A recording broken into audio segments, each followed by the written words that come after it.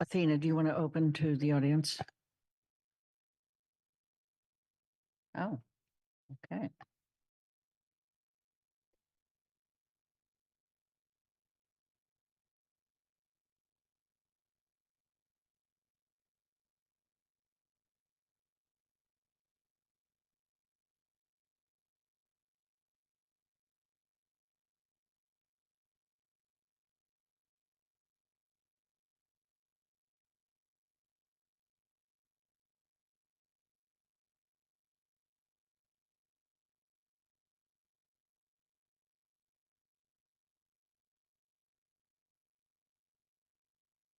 So let's start recording. We're recording? Okay, We are recording. thank you. Good evening. It's January 8th, 2024, and this is a regular meeting of the Town Council. The open meeting law allows us to continue holding meetings remotely without a quorum of the council physically present at a meeting location while providing the public with adequate alternative access to the meeting. This meeting is accessible in real time by Zoom, by phone, and as a live broadcast on Amherst Media Channel 9 and live stream. There are, in fact, 12 counselors in the town room at this time. Given that we have a quorum of the council present, I'm calling the January 8th, 2024 regular town council meeting to order at 6:31. I'll call upon each counselor by name. At that time, please unmute your mic and say present. This will indicate that we can hear you and you can hear us. Please remember to mute your mic after saying present. Pat DeAngelis. Present. Anna Devlin Gothier. Present. Freke Etta. Present. Lynn Griesmer's present. Mandy Jo Haneke. Present. Bob Hegner. Present. Hala Lord. Present. Pam Rooney. Present. George Ryan. Present. Kathy Shane. Here. Andy Steinberg. Present. Jennifer Taub. Present. And I don't see Alicia yet, but I'm expecting her. Okay, there is no chat room for this meeting. If you have technical issues, please let Athena and me know. To make a comment or ask a question, please click the raised hand button. If technical difficulties arise as a result of utilizing remote participation, Athena and I will decide how to address the situation, including the possibility of suspending the meeting and making note in the minutes. Athena will be monitoring counselors' connections, and if necessary, we will pause the meeting. There is only one public comment period at this meeting tonight. With that, we'll move on to the announcements. And Athena is going to show them on the screen. We have a couple of council meetings posted. January 22nd, 6:30. January 5th, 6:30. That is when we will also have a joint meeting with the Housing Authority to fill the 2 vacancies. And February 12th, only if we need it. Otherwise, there will Point of not be- order. I think you mean February, not January 5th. I'm sorry. I do. February. I believe you mean February 5th. February 5th and February 12th, right. Thank you. The town council committee meetings have not been set, but they will be as of this week. We want to make sure you're aware of a couple upcoming events, and we'll just show you very quickly the poster for the Dr. Martin Luther King Jr. Day on January 15th at the Bank Center at 1. And then the National Day of Racial Healing, January 16th, 6:00 p.m. at Crocker Farm. There are other events where we'll know more about them as we get closer. There is no hearing tonight. We are going to move directly to public comment. If you are in the room and you would like to make public comment, please make sure you've signed up with Athena. If you're in the audience and you would like to make public comment, please raise your hand at this time.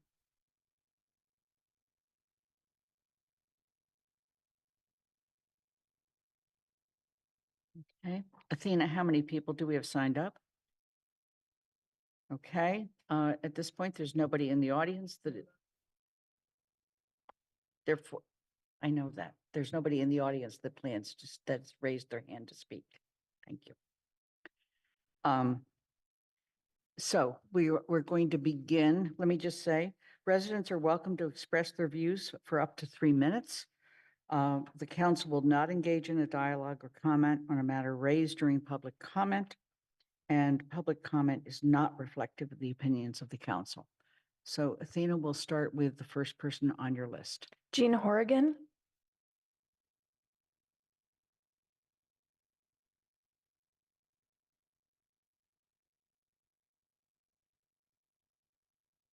Good evening. My name is Jean Horrigan. I'm a resident of Precinct 3. Want to take a moment to say congratulations to new and returning council members on your successful election. Pardon me, Jean, would you please speak into your microphone? And is the light on? Thank you. The light is Yeah. on. Okay, great. Can Thank you you. hear me now? Yes. Okay. All right. My name is Jean Horrigan. I'm a resident of Precinct 3.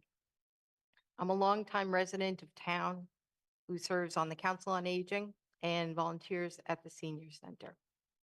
The mission of the Amherst Senior Center is to serve older adults to maintain their independence and ability to age in place. A lack of financial resources and an unwelcoming building make it difficult for staff and volunteers to realize this vision. Seniors make up 1/4 of the year-round population in town, and yet the Senior Center gets less than 1% of the town budget. In fact, the Senior Center budget is 0.28% of the entire town budget. This lack of financial support impedes the Senior Center from serving the elder population as it should. In my tenure at the Senior Center, I found it to be a friendly and welcoming place. However, it isn't always a safe one. There have been numerous incidents which have been disturbing and scary for many people, including both participants and volunteers. There are documented incidents of an individual coming into the facility, screaming and threatening staff, and instances of fires and public urination in the front of the Bang Center. Security cameras need to be installed immediately. The Bang Center needs to be a safe, welcoming place for our community. Lighting needs to be improved. Pole cords need to be installed in the bathrooms so that it's safe for seniors when they use the restrooms. It's time for the town to take care of the elders. It's time, and it's our turn. Thank you for your time, and I look forward to working with you to address these challenges. Thank you for joining us. I just want to pause for a moment and make sure that Alicia Walker, who has joined us, can you hear us, Alicia?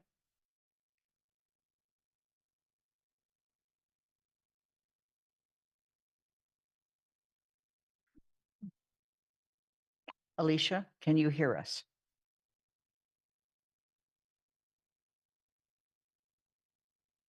Okay, we'll come back and check. No, you have two different Alicias.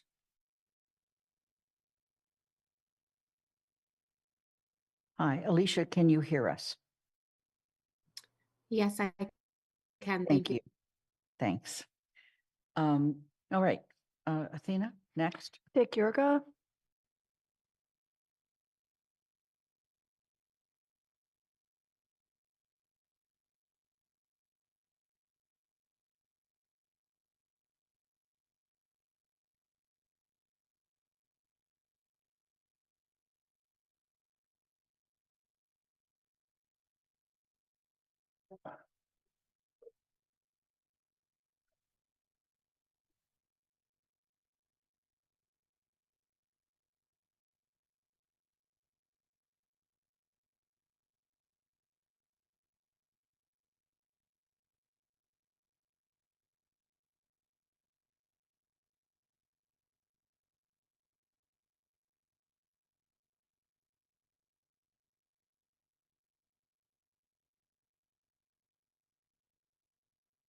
Pardon my awkwardness.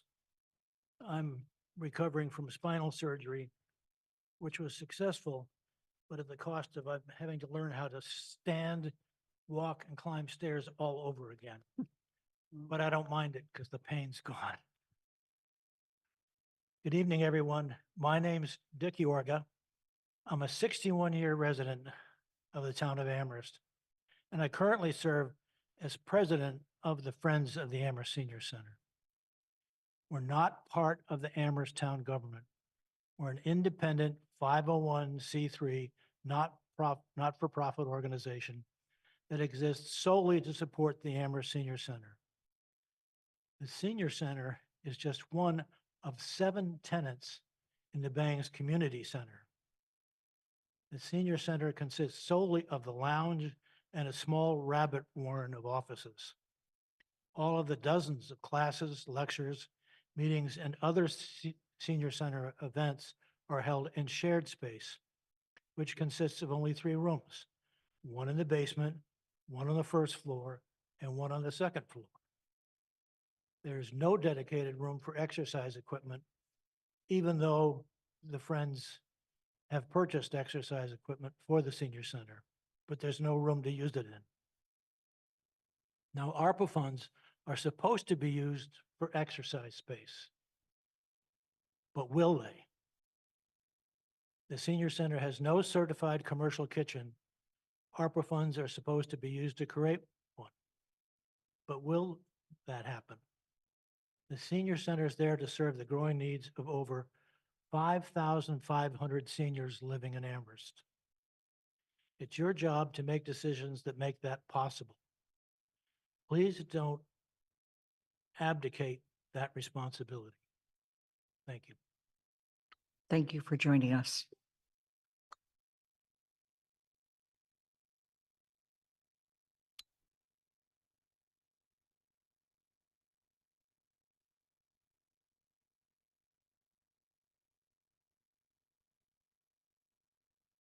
Tina? Dennis Vandal,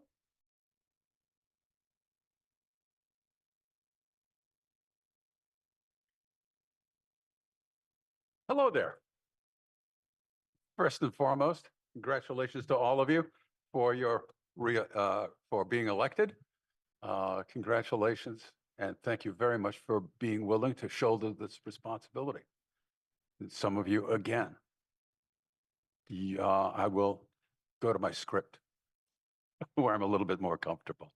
You may recognize me as the guy with the camera. I'm the unofficial town photographer. But I'm also the vice chair of the Council on Aging. I'm also a member of the Seniors and Law Enforcement Together, otherwise known as the SALT Council. And I'm also the secretary of the Friends of the Amherst Senior Center. Volunteers like me and my associates who are here this evening are the ones who keep in touch with so many fellow seniors in this town. The Friends of the Amherst Senior Center donated more than $25,000 to benefit programs and services last year alone.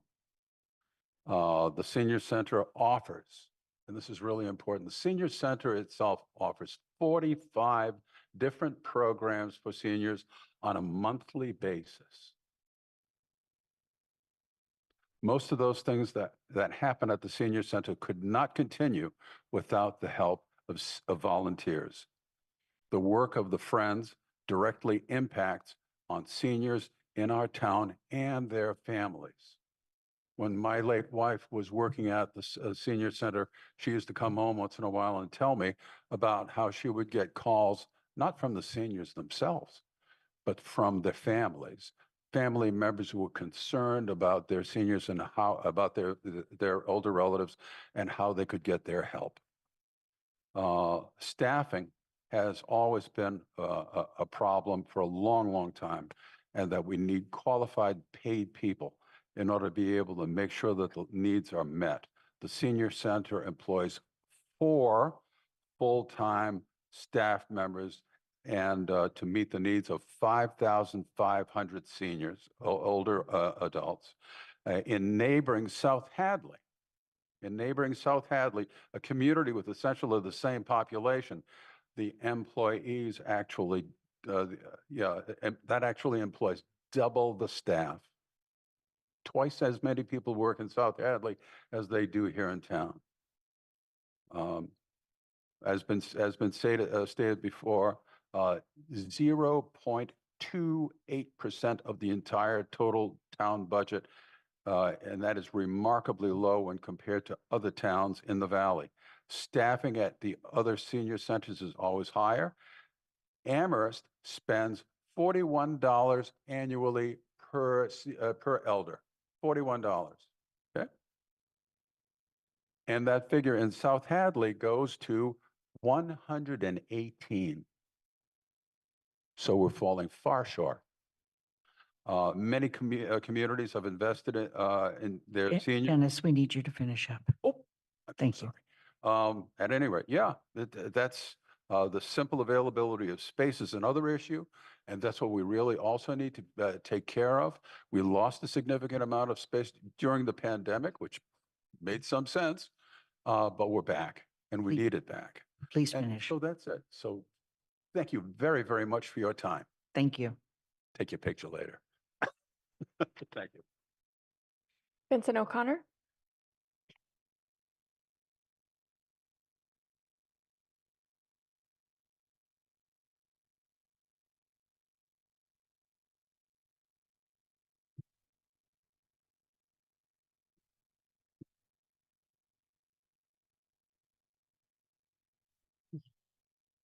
Vincent O'Connor, 175 Summer Street. Good evening. While campaigning for one of two District 1's council seats, the concern I heard from most voters was about property taxes, primarily that they are too high.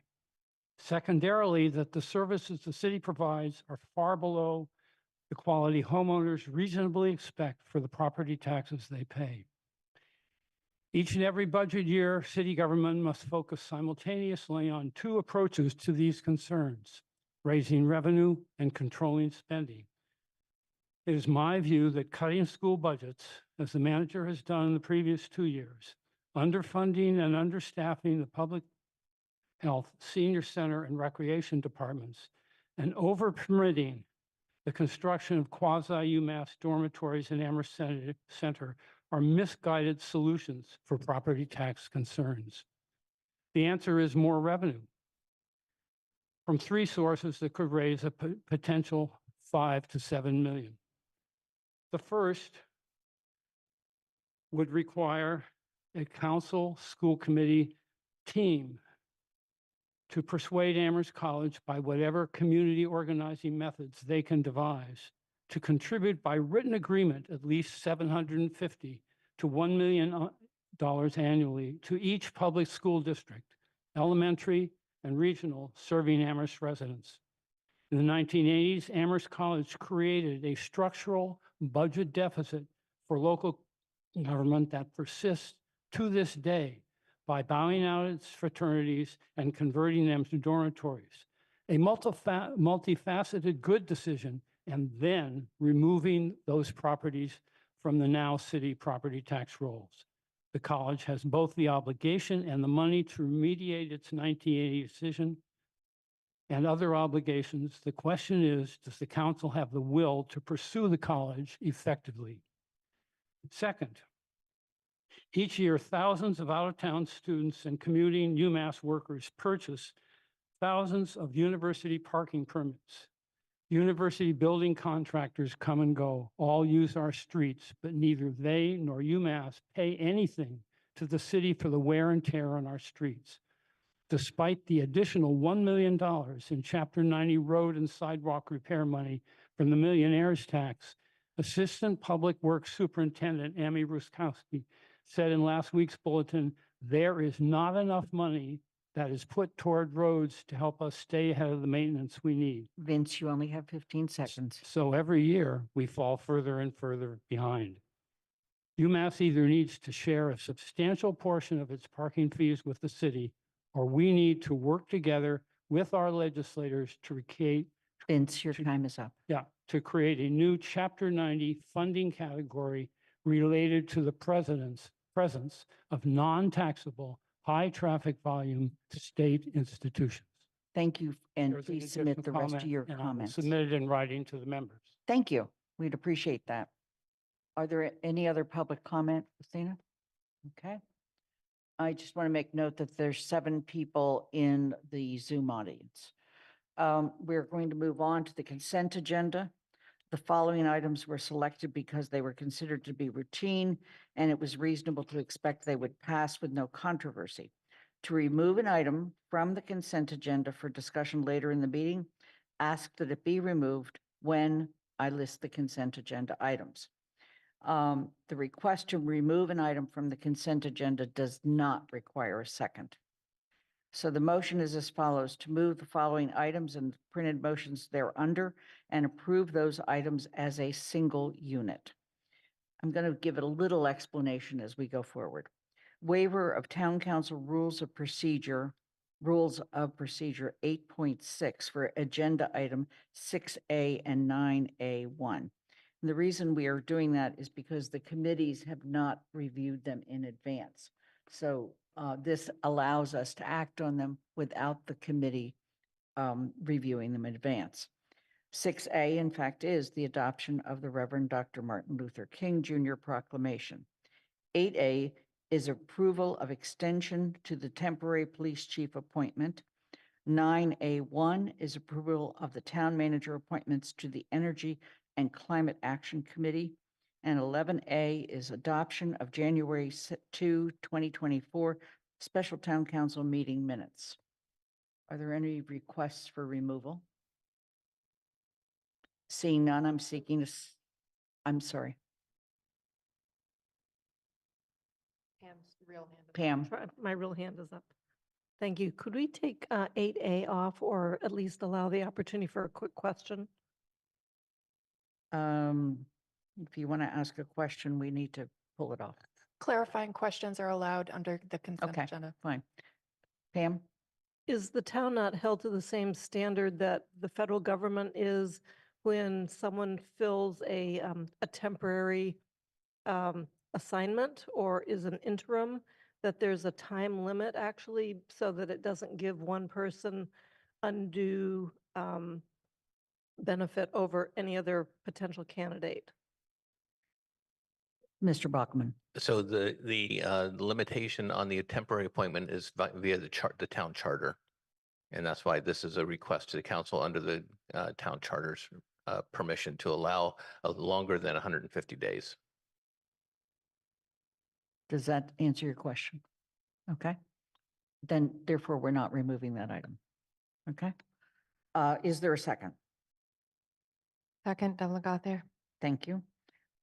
Seeing no other questions or comments, we're going to begin with Pat DeAngelis. Aye. Anna Devlin Gothier. Aye. Freke Etta. Aye. Lynn Griesmer. Aye. Mandy Johanicky. Aye. Bob Hagner. Aye. Hala Lord. Aye. Pam Rooney. Yes. George Ryan. Aye. Kathy Shane. Yes. Andy Steinberg.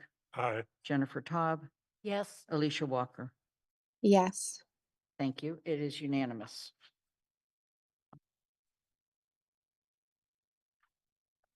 Just give me 2 seconds to catch up.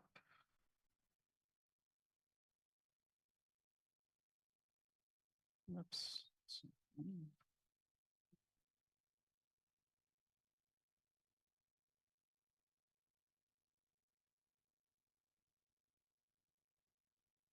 Okay, thank you.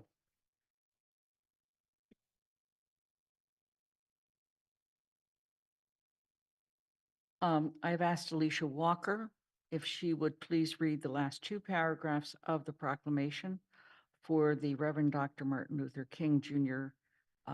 Proclamation. And I will also note that Alicia will be leading the council at that event on the 15th. Alicia? Yes, thank you, Lynn. Now therefore, we, the Amherst Town Council, proclaim January 15th, 2024 as a day to recognize and remember the Reverend Dr. Martin Luther King Jr. and the dreams and ideals for which he stood. Let the town of Amherst reflect upon its commitment to continue the challenge that all people will live his dreams. Please join us in a ceremonial reading of the proclamation in honor of Reverend Dr. Martin Luther King Jr. on Monday, January 15th, 2024 at 1 p.m. at the Bangs Community Center, followed by a dedicational ceremony. Thank you. We're going on to presentations and discussion. And at our meeting, actually just 6 days ago, we agreed that we would spend some time at our council meetings reviewing the recently adopted town manager goals. In the subsequent agenda setting meeting, we decided rather than try to do this all in one evening, we would break it over 2 evenings. So tonight we are actually going to focus on major capital investments, community health and safety, and racial equity and social justice. And on January 22nd, we will focus on climate action, economic vitality, and housing affordability. The purpose of this discussion is not to change the goals, although we recognize that that may happen at some future time. Or amend the goals, I should say. The purpose of the council discussion tonight and on the 22nd is to create a common understanding of the goals among all 13 councilors, and to think about how you would classify the sub-goals. 2 options include, will it require council action, or will it require town and manager staff action? In addition, some of the sub-goals may be seen as requiring a special opportunity. For example, state funding becoming available for a homeless center. Something that, is at this point, we don't know how we would accomplish that goal, but if money came forward, that'd be great. During these 2 meetings, we will not prioritize the goals, and we will not discuss how to achieve the goals. When we have our retreat, which is yet to be scheduled, we will prioritize the goals, sub-goals, and discuss issues related to achieving the goals.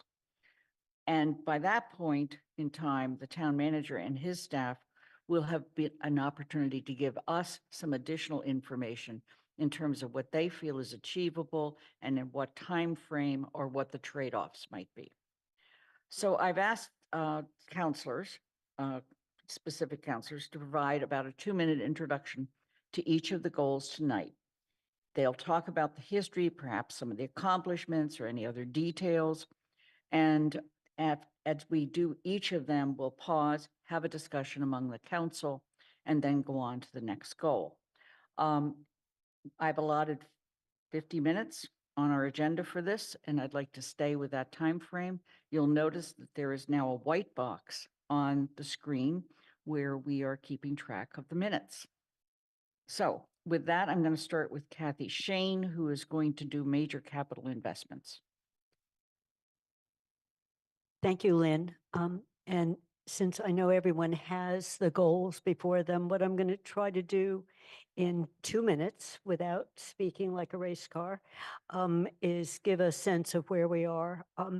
If any of the new counselors haven't done so, they should take a tour of the DPW building. We have a building at risk almost of being condemned due to failing systems, roofs, and more. The central fire station, built in 1929, 95 years ago, is also failing, undersized for modern fire engines with poor facilities for staff. At the outset, for the first council, we set a multi-year goal of 4 building projects, including DPW and central fire, the new elementary school and renovated library. We now face the challenge of where to build both DPW and fire, how to pay for and replace them. Unlike the school and library, there is no central state program that helps towns with such essential buildings. Legislation has been proposed but not enacted. We also face ongoing need to repair our roads and sidewalks and add sidewalks to support safe walking and biking. Although we can potentially use a share of ARPA funds, remaining ARPA funds during the coming year, we're going to need additional state help to provide enhanced support for ongoing needs, given the wear and tear and the weather impact on our roads. In the coming year, the goals ask the town manager for a plan to make progress on the choice of where to build and affordable designs for DPW and Central Fire Station. Site and design decisions are critical to move forward. Amherst has been building up reserves to help pay for the estimated costs of at least one building, but we do not currently have sufficient funds to undertake both during the same time period. We will face difficult choices that we have to work together, given the rising cost of the constructions. Without a plan, we desperately need a plan. We remain where we were 6 years ago. We cannot afford to do all. The council and the town manager will need to make choices and narrow priorities. Okay, so the floor is open for questions, comments, discussion. Again, we're not prioritizing the sub-goals, but it's to make sure that people understand the various parts of the sub-goal.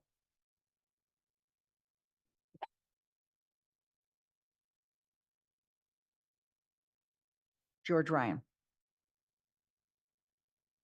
Just had a question about item 7. Explore options for and facilitate a council discussion on a youth empowerment center, improvements to the senior center and/or community center. And I just wanted someone to explicate that last phrase, senior center and/or community center. I just wonder what that's referring to. I've heard this evening about the senior center, its needs. I've never heard anything about a community center, but maybe I haven't been paying attention. Is there any particular person who would like to comment to that? Otherwise, I'll go ahead. Actually, some people do think of the Bank Center as a community center. So it's really just recognizing that the Bank Center is sometimes thought of as a community center. It's not a separate additional, if you will, entity. At least that's the way I have understood it. I'm sorry, I just read it as improvements Okay. to the community center. Mandy Jo, you have your hand up. So another bit of history, I think in prior iterations, this has been a thought of, or in discussions, maybe not in the goals, there has been talk of a new senior center. And so I think the leaving in of community center and or senior center is a recognition that if a new building were to be discussed, that new building may not be solely a senior center. It may need or want, or discussions may take place regarding a combination youth center, community center, senior center, a building that houses lots more than just a senior center. And so I think this language incorporates all sorts of things. Good, thank you. George, further question? Okay. Are there any other questions or comments? Kathy? I'd just like to make one, since George raised the senior center and we heard earlier for public comments. There has been discussion, George, about using a small share of the remaining ARPA money to do some renovations of the senior center. It won't address the larger issues. And as you know, you might have noticed in my summary, I focus mainly on the big ticket items. We don't have enough money to do everything we have on the list. But yes, but there may be some for the senior center out of ARPA money. Okay. Jennifer? Yes, I still had a question with the fire station and the DPW. So it's still tied to one another that the fire station, we have to find a location for the DPW before, so we could move the fire station, build it where the DPW facility is? I'm going to ask the town manager to address that. The original plan was to find a new location for the DPW and then put the fire station at the site of the DPW. Our latest thinking is to unlink those two because locating a DPW is pretty challenging. And so we've talked about Hickory Ridge as a potential location for the fire station. So choosing where to put the fire station is up in the air, whether it should be Hickory Ridge, the current site of the DPW, or some other site. And then we continue to explore sites for the DPW at the same time. Jennifer? So, and this might be another conversation, but I know that there was you discussed it in your report Please today. speak to the mic. Yeah, the $100,000 for if we're so challenged to find a new location for the DPW, could additional funds be allocated? I mean, I'm not seeing how we're making progress on the DPW. That concerns me. So the $100,000 is just to make repairs to the existing DPW. We didn't want to put a lot of money into the existing DPW, but it just needs it just to stop the leaks and things like that. So the goal is, we don't think that building is really salvageable. So to invest money in that building doesn't make any sense. So that brings additional urgency to finding a new location for the DPW. Okay. Are there further questions or comments?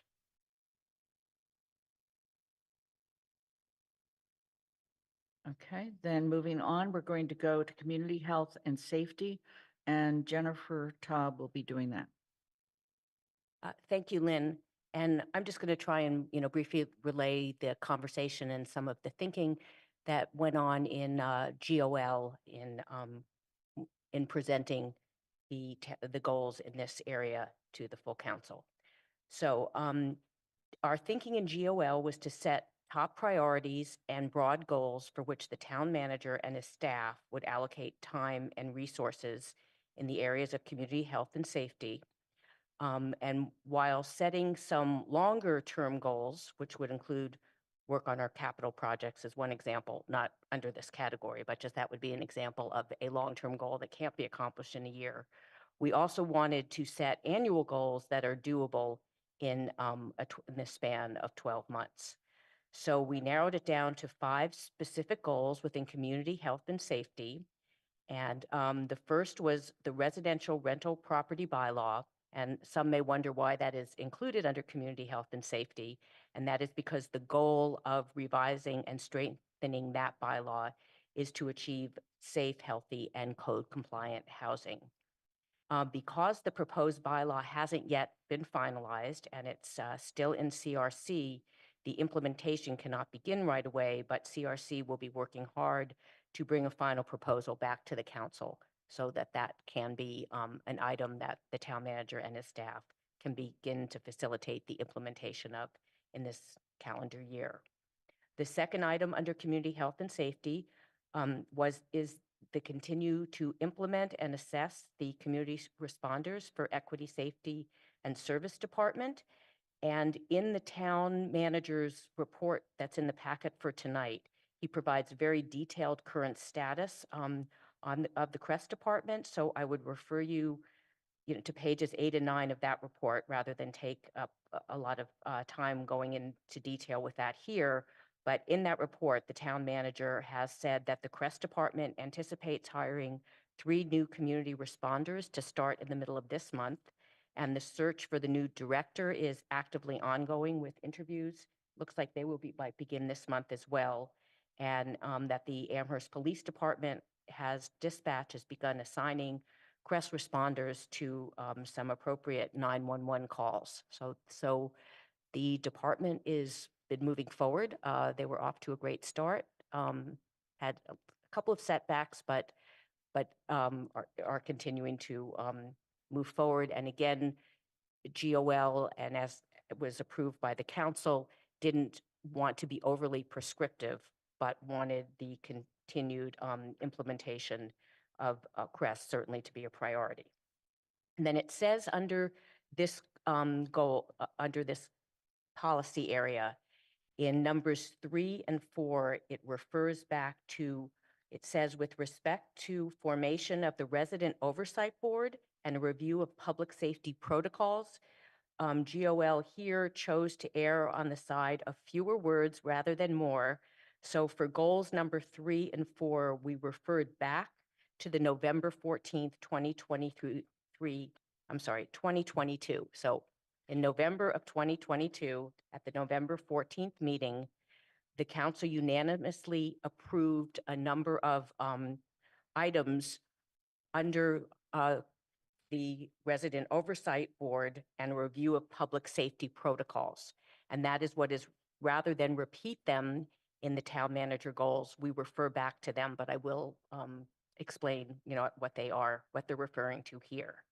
So we approve creating and implementing a reconciliation plan to include a proposal for community visioning.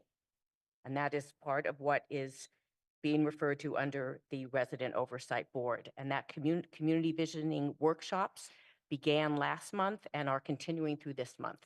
Also in the town manager's excellent detailed report for tonight, it lists the time and place for the community visioning sessions that will be continuing in January. We also voted to create a proposal for a resident oversight board. Listening sessions have begun, and again, per the town manager's report, the goal is to initiate the resident oversight board by the middle of this year. We also, in November of 2022, voted to undertake a review of public safety protocols for responding to and handling public safety calls involving minors in order to recommend changes to these protocols as appropriate. And those, the town manager, again, I keep referring back to his report, but he said today that this will be a review of police protocols will be a priority for the new police chief. The other item that we, under community health and safety is, it says, I'm sorry, here, that we also want to undertake, that we want to develop programming for youth empowerment. And also at that November 14th meeting, we said we would explore we would explore options for a youth empowerment center as part of the capital improvement plan. But because we want to strengthen youth programming while options are still being explored for a youth center, we included programming under community health and safety. That an actual center would be part of the capital projects, but that programming that could begin to strengthen and to have opportunities for youth. We saw that as a community health and safety priority. Okay. So that's where we are. Are there questions or comments? George? I think it's really a comment. I don't really have a question about the material that's here. I think it's just beyond astonishing that the word senior or senior services does not appear in this paragraph on community health and safety. So that's just an observation. Yeah. So it's not here because it's in another, place in the goals. I think I read all the goals, and the only place, it's that- under the, right, capital investments, yeah, which is basically improvements to the senior center and/or community center. That's it. I mean, I just hope that at some point early on in our term, we can spend some time thinking hard about the issue of senior services in the health and safety area. I think personally it should be in this section. I think what is mentioned under capital investments doesn't begin to address the need. That's just my personal opinion. And I don't know if this is the time to discuss it. It probably isn't. But I don't have any questions about this, except that something's missing that I think is really important. Okay. I think voicing it now is fine. We'll get more into those issues at the retreat. Are there any other comments or observations, questions, whatever?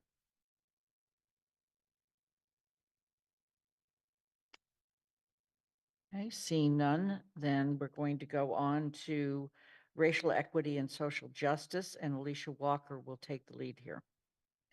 Thank you, Lynn. So the racial equity and social justice goal was born out of the tragic events surrounding the murder of George Floyd in 2020. It is a testament to the power of collective advocacy from our residents and the council's commitment to eradicating the effects of systemic racism within our town. In response to the call for change, the council took a decision to create a resolution affirming our commitment to dismantle the ingrained practices of systemic racism within our town and affiliated organizations. We pledged to review and revise our policies, procedures, bylaws, values, goals, and missions through an anti-racist lens, aiming to foster an environment that is not only unbiased and inclusive, but free of discrimination, harassment, and negative stereotyping towards any individual or group. Over the past 3 years, we've witnessed progress catalyzed by the formation of the Community Safety Working Group, the CSWG. This group has been instrumental in providing recommendations, some of which we've implemented, such as the CREST Department, Community Responders for Equity and Social Services, and the DEI Department, Diversity, Equity, and Inclusion. Additionally, the creation of the CSSJC, which reflects our commitment to monitoring the progress towards implementing these recommendations and towards taking additional steps. However, let us also acknowledge that our journey is far from complete. We must recognize the challenges that persist and the work that lies ahead. It is imperative that we not only sustain our current efforts, but also that we intensify them, remaining accountable to the commitments we've made as a council. Our dedication to racial equity and social justice cannot merely be a checkbox. It is a promise to every resident in our town. It is a commitment to ensuring that their safety, well-being, and the opportunity to thrive exists for all residents. And as leaders, we bear the responsibility of shaping a community where all are valued, respected, and embraced, and where we as leaders are actively involved in remedying and repairing injustice and attempting to addressing these situations proactively. And so as we forge ahead with purpose and determination, and we continue to build a town that reflects the principles of equity, justice, and unity, the objective we have passed states that we would like the town manager to continue making advances in racial equity and social justice, to uphold the council's statement of values and adopt resolutions. We are specifically looking to use a racial and social justice lens when making decisions to support the work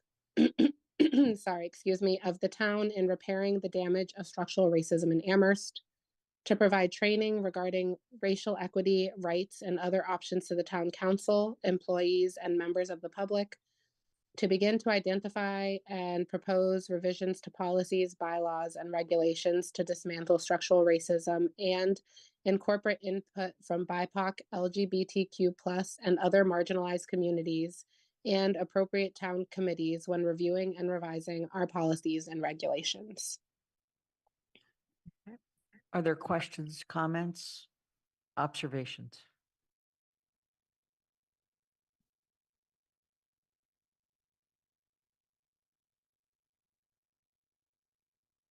Pat DeAngelis. Thank you. I think that in many ways, this goal should be the council's first goal because it affects everything else we do. I want to look at number 3 under the goal, provide training regarding racial equity, rights, and other options to the town council, employees, and members of the public. And I've seen real work in terms of racial equity work and anti-racism work with employees and members of the public. And I'm going to call on the town council and say this is what we need to be doing. We can attend public gatherings and healing circles and things like that. But I think as a body, we need to do what we did a few years ago and address anti-racism and address it as a council and address it as the 13 individuals that we are. One workshop 5 years ago doesn't do it, doesn't change us. It can begin change, but it doesn't change us. So I'm calling on the council to step forward and do some of the work, not just say employees and residents. Are there other comments, observations, questions?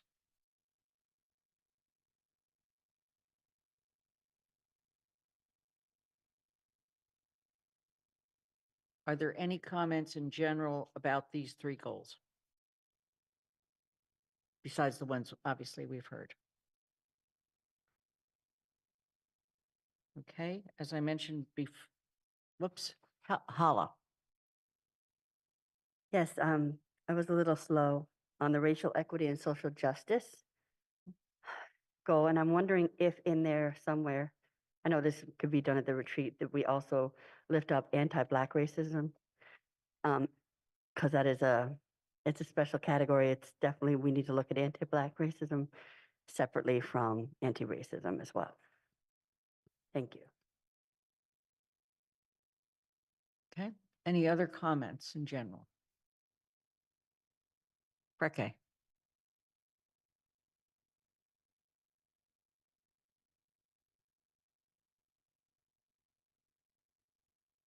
I was wondering about racial equity number 4, which begins with begin to identify. And I was wondering if there's a difference between begin to identify and simply identify and propose. does anybody from GOL wish to comment on that? Mandy Jo. So this one is a new sub-goal of the racial equity, and so it hasn't started yet. So what we tend to do is when we add them first in, we start with begin, and then the next year is identify or continue to, but it is a new sub-goal for this calendar year. Okay, thanks. Are there other, yes, Alicia? Thank you, Lynn. I just really wanted to quickly just emphasize what Hala brought up and also what Pat brought up. And I do think and hope that during this year, we will take more steps as a council towards addressing like our own personal biases. Because I agree with Pat that since I've been on the council, we have not done any like trainings or any sessions on this. And I think we could definitely benefit from doing some of this work together, especially if we are, you know, upholding this for, I know this comes in a different goal, but we want to see these strides being made across all town departments. And I think that we can lead by example. And I think we should start working on that within ourselves as well. Okay, thank you. Are there other comments, observations, questions?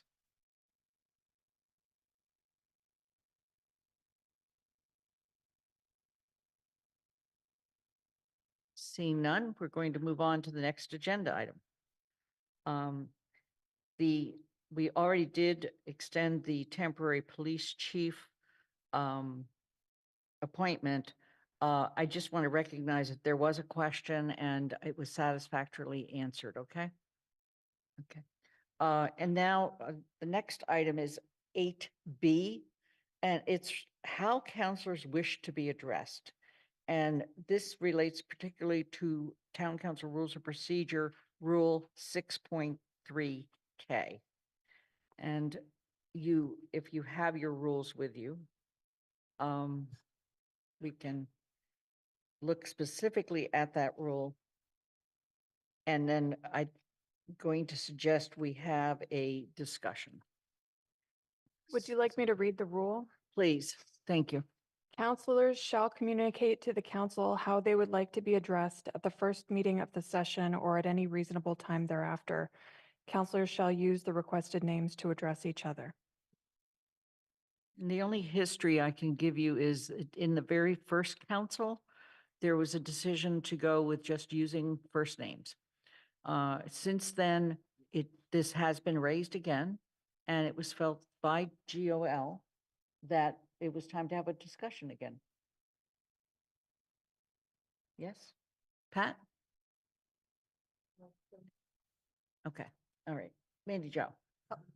I'll give another longer history, I guess. Okay, please do. The original rules of the rules of procedure from the first council was that the council, when they wrote the rules, had everyone would be addressed by their first names.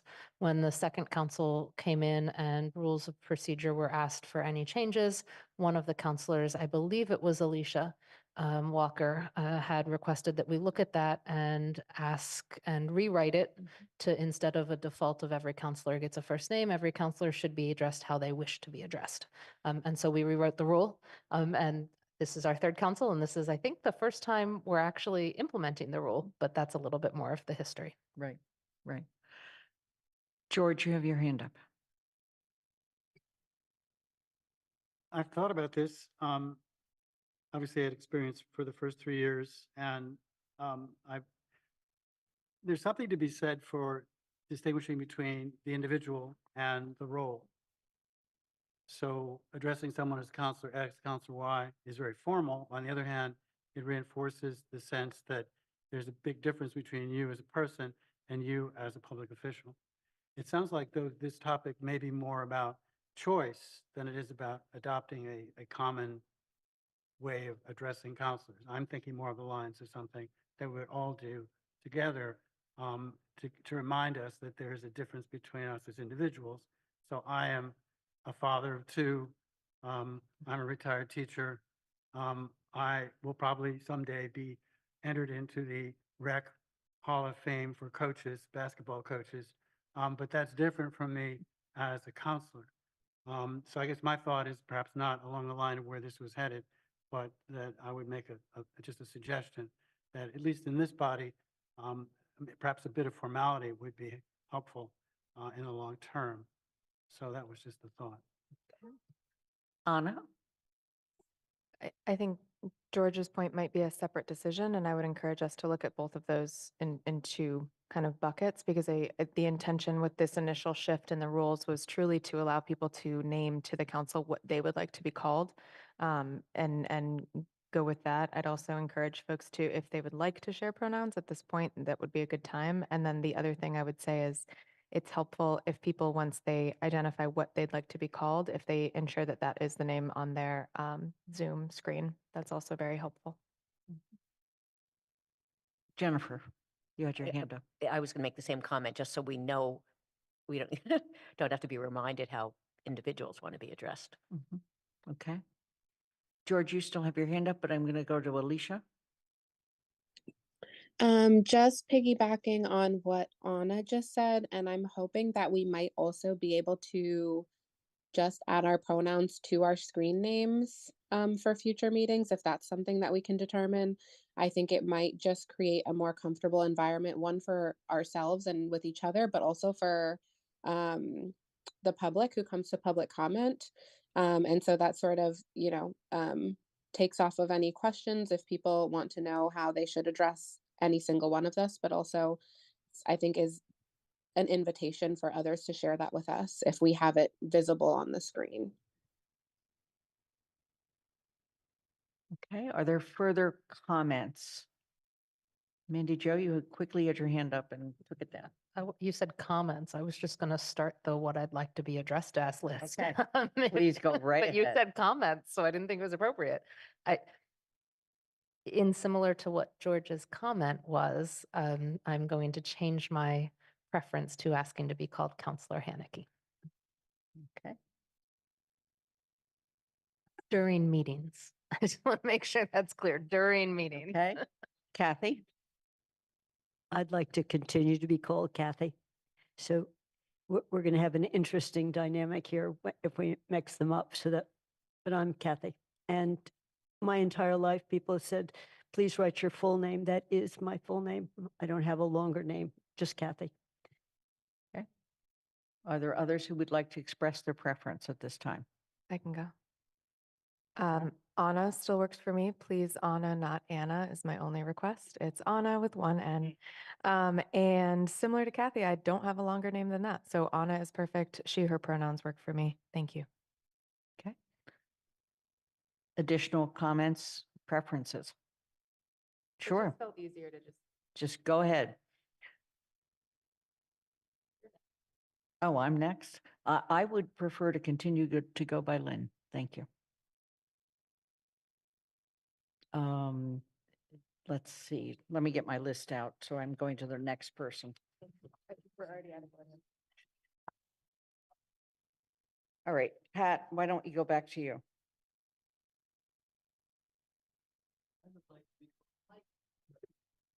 I'd like to be called I would Mike. like to be called Mike. I would like to be called Pat. I've really been debating this because there's some sense to formality or structure, but I'm more comfortable with my first name. Thank you. Okay. Given the difficulty in pronouncing my first name, I think I would go with Ete. Just Ete or Counselor Ete? There's only one Ete in Amherst. Okay. So Freke is Ete. Okay. It's, by the way, one of the reasons why Griesmer. I'm not going to challenge anybody to pronounce that one correctly because nobody ever does. Bob Hagner. Bob works for me. Okay. Hala Lord. Thank you for raising this topic. I think because representation is important and I come from certain sociocultural locations or identities that are underrepresented, I am going to request to be Counselor Lord. To the public, I'm Hala, and I'm just, there's a lot of grace, it's okay, but I think it's important for other people who are similar backgrounds. So thank you. Absolutely. Pam Rooney. I'm going to stick with Pam since there's now only one. One first and last name. Thank you. George Ryan. I suppose Coach Ryan is not possible. It's whatever you want. Basketball Coach Ryan. No, no. Hall it's of all right. Fame That's Coach okay. I Ryan. think things are, Counselor Ryan is fine. Okay, Kathy Shane, you've already weighed in. Andy Steinberg. Make a comment, but in a second, but as I will start by saying that I'm going to stick with Andy, and this is going to be difficult because we're going to be put to the challenge of remembering. We will all do our best, I'm sure, but this is highly unusual. I think that the first council that we came to the conclusion that we work together as individuals, as people, and that there's a sense of first name identification that went with it. I think that it really did work well, but I certainly respect the people who have made the decision that they want to be recognized in a more formal sense. I will do my best to remember the people who've made that request and ask for forbearance for me and for if anybody else that messes up. Jennifer. I'll stick with Jennifer too, although if we had, as a council decided to address each other as counselor, that would have been fine too. Okay. Alicia. I would prefer to be addressed as Counselor Walker in meetings. I think like outside of meetings, if you see me all personally and we're not doing council business, I don't mind being called Alicia. And my pronouns are she, her. And Andy, I will change, if this is helpful at all, my name. I see some counselors have already done so that my preference is reflecting on my screen, and hopefully that might help for some people to remember. But if you don't remember, I will not take it personally. Thank you. Lynn, before you move on, would anyone else like to indicate their pronouns? I will start by saying it's she, her, but I have to figure out how to change my thing on my screen.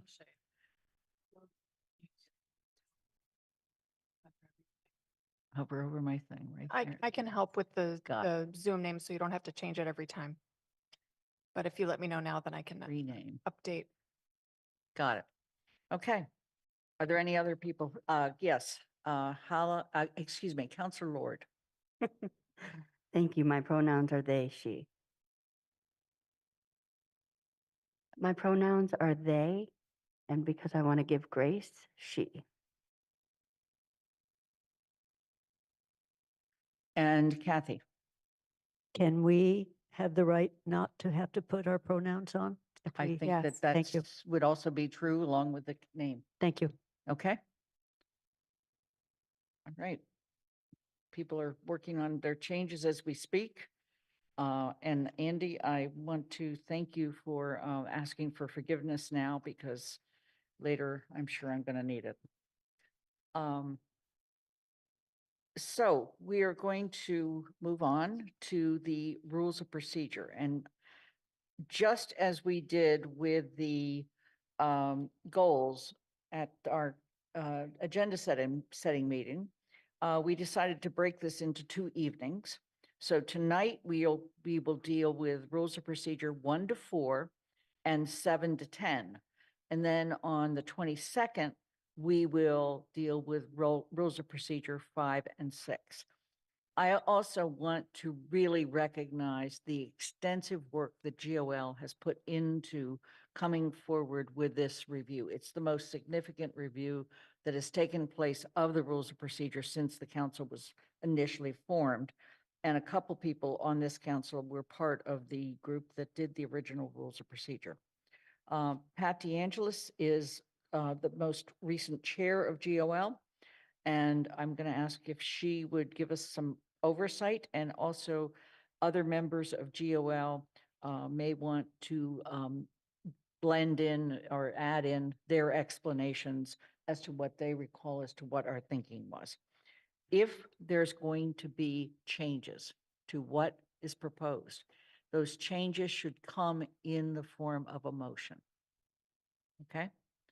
Pat? Thank you, Lynn. Annually, the GOL, or the Governance Organization and Legislation Committee, reviews the rules of procedure. This can be a simple change, changing a word, like we did in Rule 2.1A. We're replacing one word, election, with is elected. Or it can be more complex. I sent the sort of a map of what to look at for those of you who are new to the rules and procedure, because we're going to work through them. We're going to actually start with Rule 4, because we have Athena here who has made some incredibly excellent suggestions about proposed changes to the rules and procedures, particularly around agendas and posting materials and things like that. And you'll see that there were no changes in Rule 1. That simply means we reviewed it carefully. We saw no reason to change it. But if you see something that you think should be changed, then you'll bring that up, and we'll work through. So I'm going to ask, and I am going to ask members of GOL if there were specific reasons that you want to add to an explanation that can be important. The other thing that I will say is all of these changes, there were many, many more that were proposed and were discussed by GOL over quite a period of time. There are changes that we decided did not need to be made.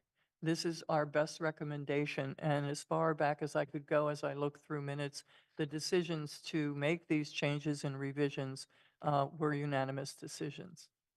So I'm going to ask Athena if you would start with some of the changes in Rule 4.5. Do you want to skip over the ones for 2?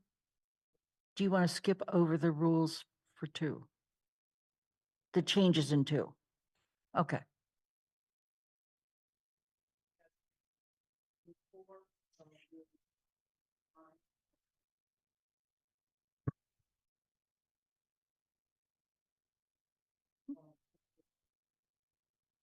It would be helpful to have her go through.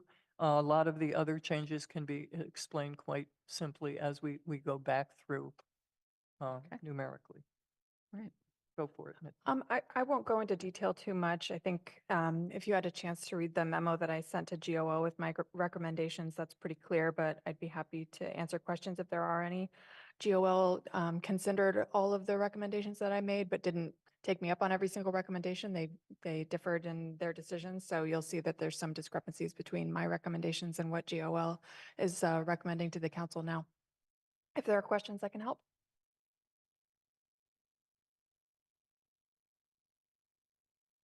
Andy. Yes, I do have a question about Rule 4.5.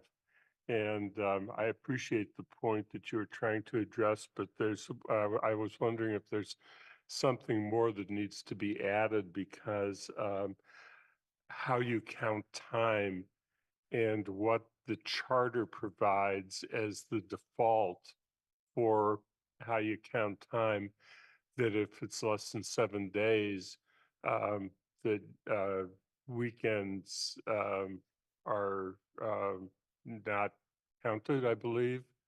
And since the order that you had previously given is that you look to the charter before you look to the rules, that there's a sequential order, that it would seem that it would be best to do some additional clarification within the rule also to make sure that they are consistent with each other and clear as to what 3 days means when you have a late in the week committee meeting, as has happened with the Finance Committee on several occasions.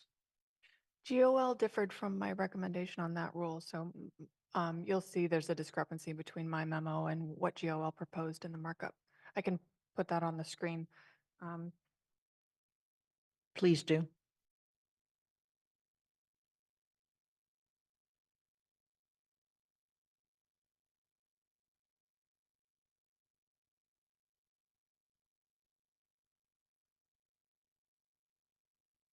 This shows what GOL has recommended.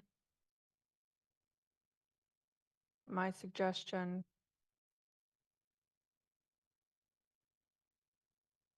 was to simplify it to timely manner because there are so frequently times that we don't have things 3 days prior to the meeting, and it's essentially a rule that the council breaks all the time. We all break all the time in terms of committee reports and other things that come from the town that are added to the packet much later than 3 days in advance.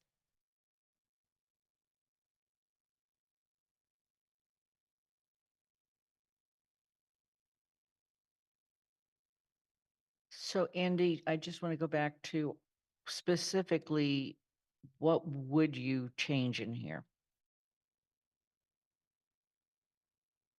I don't have it written out because I didn't realize that that was going to be a request for tonight, but if the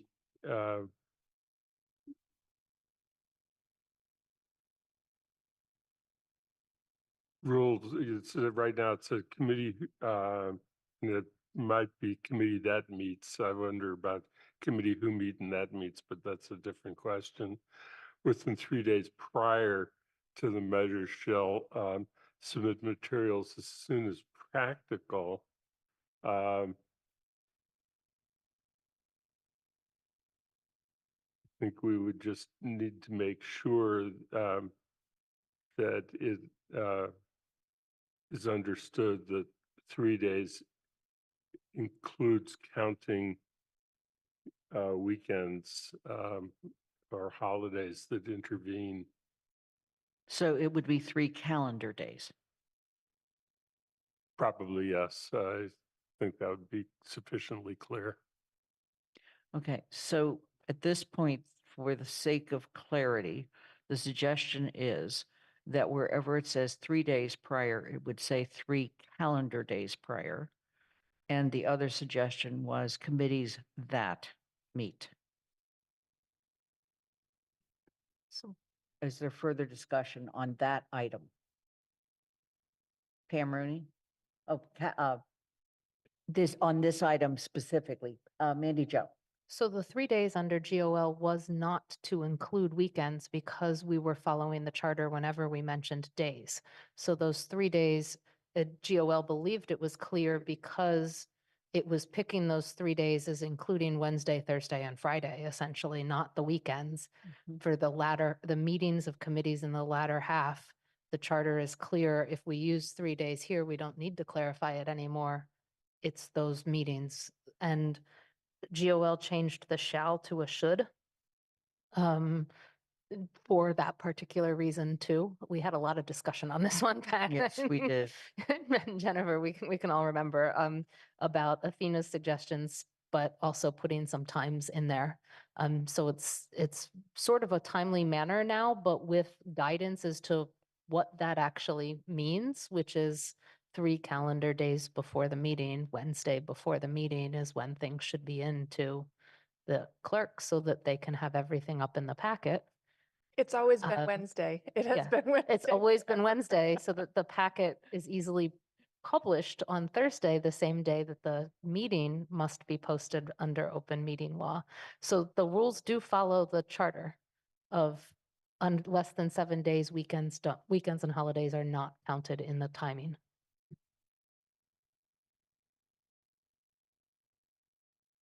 Lynn, there are Um, several hands up. Yeah. Uh, Are there, I want to make sure we stick on this one for the moment.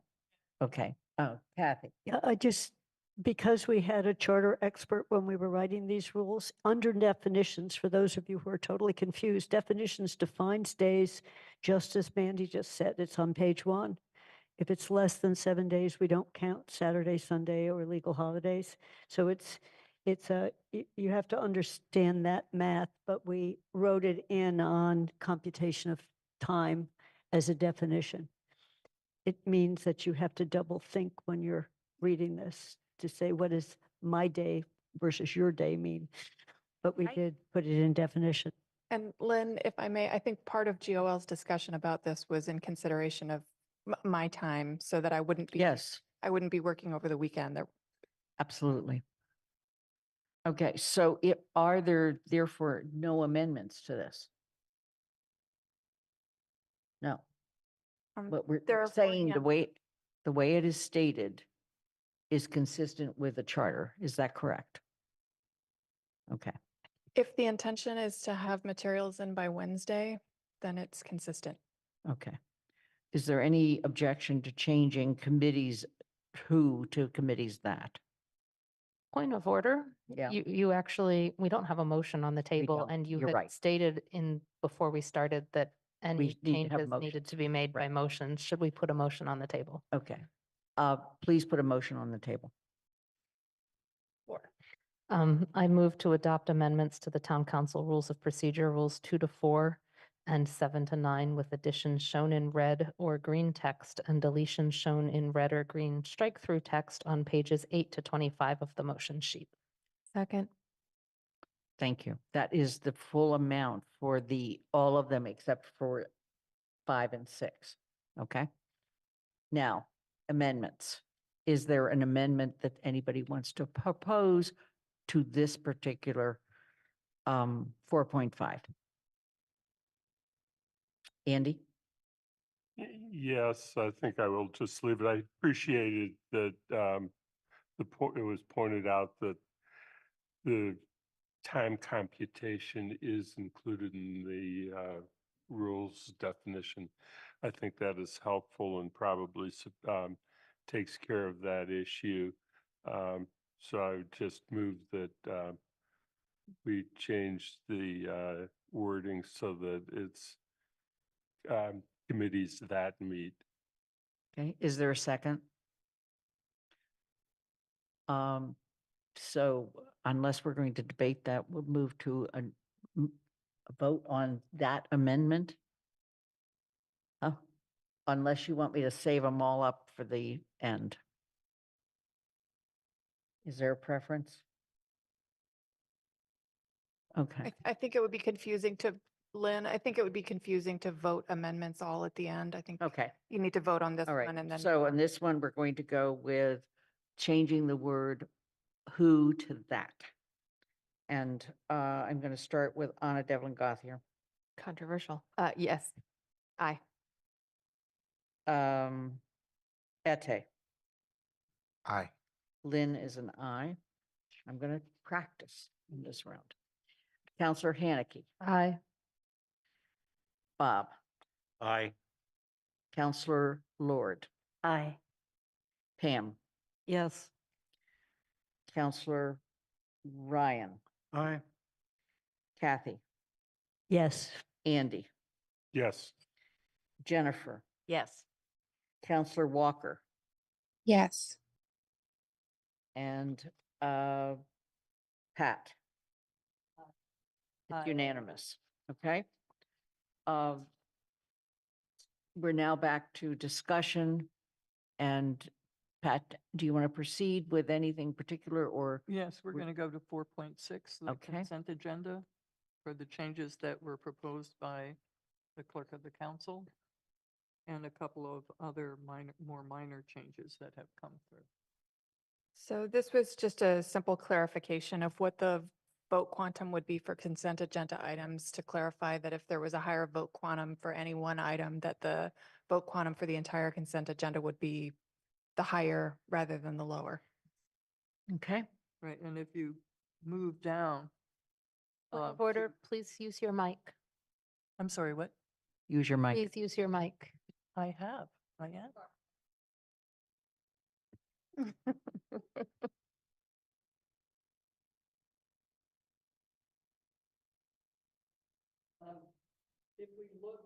If we look at 4.6 and we move down to the second paragraph, I believe it is the second sentence.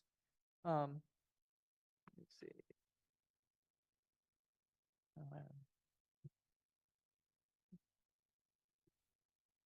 Wait a second.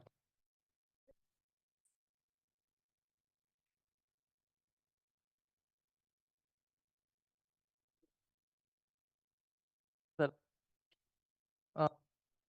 on the first paragraph, end of line 7, under 4.6. Oh. I'm sorry, folks. I have this all typed out and everything else, and I'm still flubbing.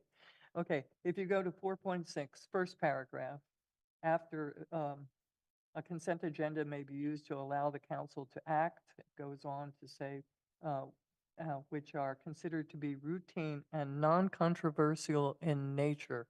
It's been suggested that GOL decided to remove non-controversial and just have it be routine nature. So that is one change.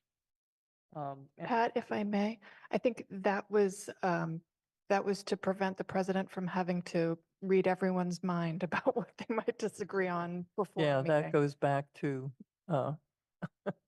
changing public comment on the consent agenda. That was an error. So thank you, Athena, for reminding me of that horror show. All right, and also, if you move down into the first paragraph, the end of line 7, actually, it's the second paragraph, and line 7 is forwarded to the full council with unanimous recommendation, having a high level of public interest or controversy, blah, blah, blah. At the very end of that sentence, we are adding or committee chair. And that is an important distinction because it seems that it isn't just the president who can determine these issues, but each committee has the right to determine those issues. Let me see, in the first and third sentences of the third paragraph, in the first and the third sentence of the third paragraph, you're going to see the word item crossed out and it's being replaced by motion listed. And then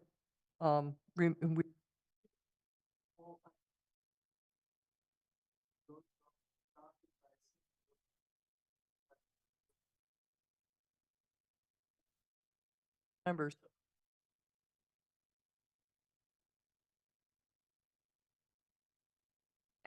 I think it was because it was contradictory. Well, we added it in the first, Right. the end of the first paragraph Right. basically says the same thing. Okay. Are there any questions on this one? I see Kathy's hand. Yep. When you go back up, it has a added sentence, any item requiring a supermajority or more than the whole group. I think we slipped into a practice that I don't think is a good one on consent agendas, where it may be a major change that requires 9 votes. And I think in general, they shouldn't be on the consent agenda, that we should have a discussion about them. And you flag that later with of high public interest. So when we adopted the stretch code, it went through on a consent agenda without a discussion of what it was. And it then slides under the radar screen because it was a fairly important change in the building code for the town. So I see what has been done to say that if there's something on it that needs 9 votes, then everything needs 9 votes. But I'd rather the practice be that in general, something that needs 9 votes doesn't go on the consent agenda. So I don't know whether I'm proposing amendment, because I hate to do this kind of wordsmithing, I must say. I'd rather fix things that aren't working well than rather go over the words, but this enables changing a zoning law, changing a budget authorization. It allows some things that are supposed to be of high public interest be on a consent agenda, and I don't think that's good practice. So Kathy, it would also, so right now it takes 9 votes to approve a town manager appointment. It takes 9 votes to make a minor change to the rules. So I think there's a little bit of a fine line between allowing everything and disallowing everything. So I think that's part of the president's discretion. yes, so That I'm was the just pointing out, I can see why you made that change, but as we say later, in general, if it's of high public interest, it shouldn't be on the consent, if it's a major change. So just thinking about as we go forward, Lynn, on the consent agenda, things that should be flagged, even if there was, I must say, I missed one that was on consent agenda because I just thought of them as appointments and minutes and sort of simple things, which was how it had always been used before, rather than major. So this is saying if it's major, then everything has to have 9 votes. Consent agendas are, so for the new people, usually are going through unanimously. So We Kathy, pulled something off that needed a discussion, so the rest were. are you making a motion to change something? I mean, you labored on this, but I would actually prefer saying that a consent agenda shouldn't include something that needs a supermajority, but that's such a straitjacket that I'd rather not do that right now, especially. Right, the other thing is, there is this fine line that Athena just shared with us. Passing the rules of procedure requires 9 votes. Is that going to, and it's not on the consent agenda. But there, I don't, Athena, you said it better than I'm saying it.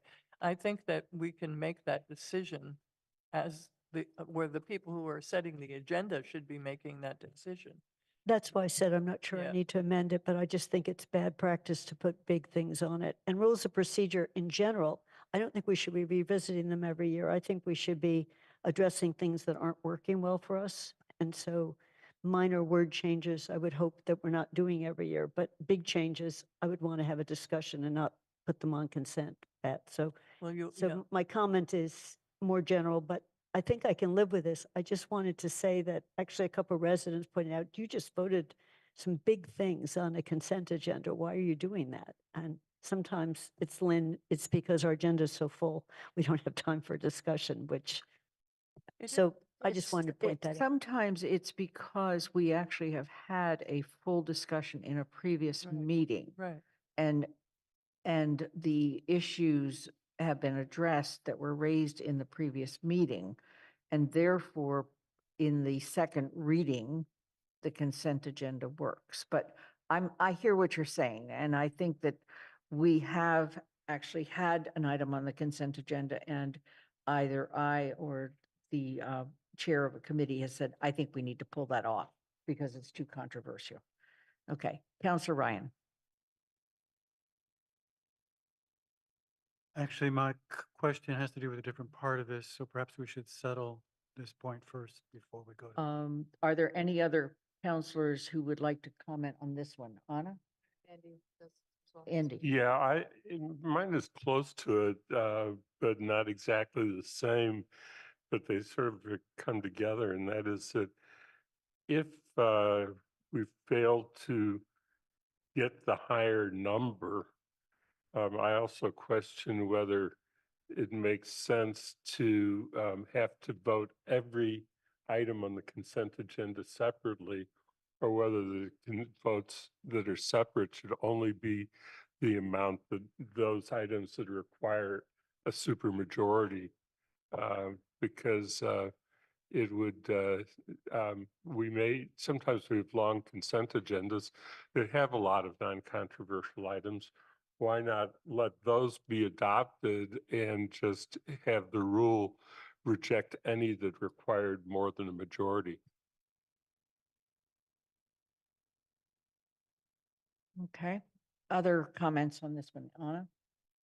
Yeah, I mean, it's so simple to pull something off of the consent agenda and you can't go back in time and put it back on. I think that it's our responsibility as counselors to have read the consent agenda really thoroughly and to note if something is getting pulled off. And, you know, Kathy, you referenced the stretch code. The stretch code was referred to committee by a full vote. It went through 2 committees by a full vote, and then it came back to the council for 2 readings. I think ultimately passing something after that level of discussion is considered at that point, the rules included the framing non-controversial. And I think that that would have been considered non-controversial because of how much discussion it already had. And so I do think that there is some level here where we also need to be accountable to reading the agendas and not passing something on consent that we want further discussion on. My issue is really that I actually agree with Andy. I think I want to pick at the vote quantums a bit because I don't know that it's like a perfect system yet, but I don't know that we're going to get to a perfect system there. But I think that because it's so simple to pull something from consent, I would rather have it be that things are placed on consent and removed because they have a reason to be removed versus because a counselor feels there is a reason for them to be removed versus going through unnecessary presentation or discussion for something that people don't have any questions on at this anymore because especially if it's already been discussed so many times. So that would be my pushback is I agree that things should go on consent more often, given prior discussions that have happened or their routine status. Counselor Haneke? I'm going to piggyback on what Anna said. I think we're forgetting the word that is silent before consent agenda, which is most people think of it as the unanimous consent agenda. That's why it's so easy to pull something off of the consent agenda is because if it's not going to pass unanimously, it shouldn't be on the consent agenda. And so I don't have a problem with this wording because I see this wording as protecting Athena and the council legally from challenges to a consent agenda vote that may have required 9 or 10 or 2/3 votes, where our rules say you had to get it on consent agenda. It's clear that it then made it versus versus should we be rejecting something that could have passed with 7 and consent agenda only got 8, and so everything got, well, if consent agenda only got 8, there was something wrong with the consent agenda and people not pulling stuff off. And I'm just going to say that there was something wrong with people not pulling stuff off the consent agenda, because if you can't vote yes to the consent agenda, you should be pulling it off the consent agenda. Right. One of the options I'm thinking here is that just for the sake of information for the full council, is that on the consent agenda at the end of each of the bullets, we list the vote quantum required, like we do later on in the actual thing, so that under waiver of town council rules of procedure, rules 8.6 for agenda item 6A and 9A1, we would go 7 votes or 7 whatever. Athena, what do you think of that? That's another thing that I can do. I would also point out that this rule change that's proposed now it would remove non-controversial. So all that's left is routine. So I would argue that stretch code wasn't routine. I would agree with you at the point that it was passed, non-controversial was still in the rules. Okay. And I would also point out that town manager appointments require a higher vote threshold, and there's some other things that are routine that require a higher vote threshold. There's also differences between a majority of councilors present and voting and a majority of councilors, the full council. So I think to change, we'd need a little bit more clarification than merely a majority. Right. Okay. Are we done with this? Andy? I guess I would like to do it, to propose an amendment. Again, I have problems because I have the opportunity to do wording, not knowing it was necessary. But when the consent agenda includes an item requiring more than a majority of councilors present and voting for passage, and passage is not by the required number for the above a majority, then those items that required more than a majority for passage shall not be considered approved in the consent agenda. Is there a second? Wait, I think I need to clarify that motion. Yeah, I'm looking for a second and then to clarify. Okay, Can we clarify first? sure. Um, Go ahead. So do you mean majority present and voting, or majority present, or majority of the council? So I think I said, that's where I get into the problem of not being able to write it out, which I didn't do. But it would, if you have a majority present voting who pass it by a majority, but not by a sufficient number that is required for a particular motion that requires more than that number, that the passage of the consent agenda motion only is applicable to those items that require the simple majority. I think that needs some wording work. I'm not quite sure if I understand what you mean. Well, You're- if you're you have a number of motions, which is fairly typical, that's what consent agendas are about, and a number of them require a simple majority, but 1, 2, or 3 require more than a simple majority.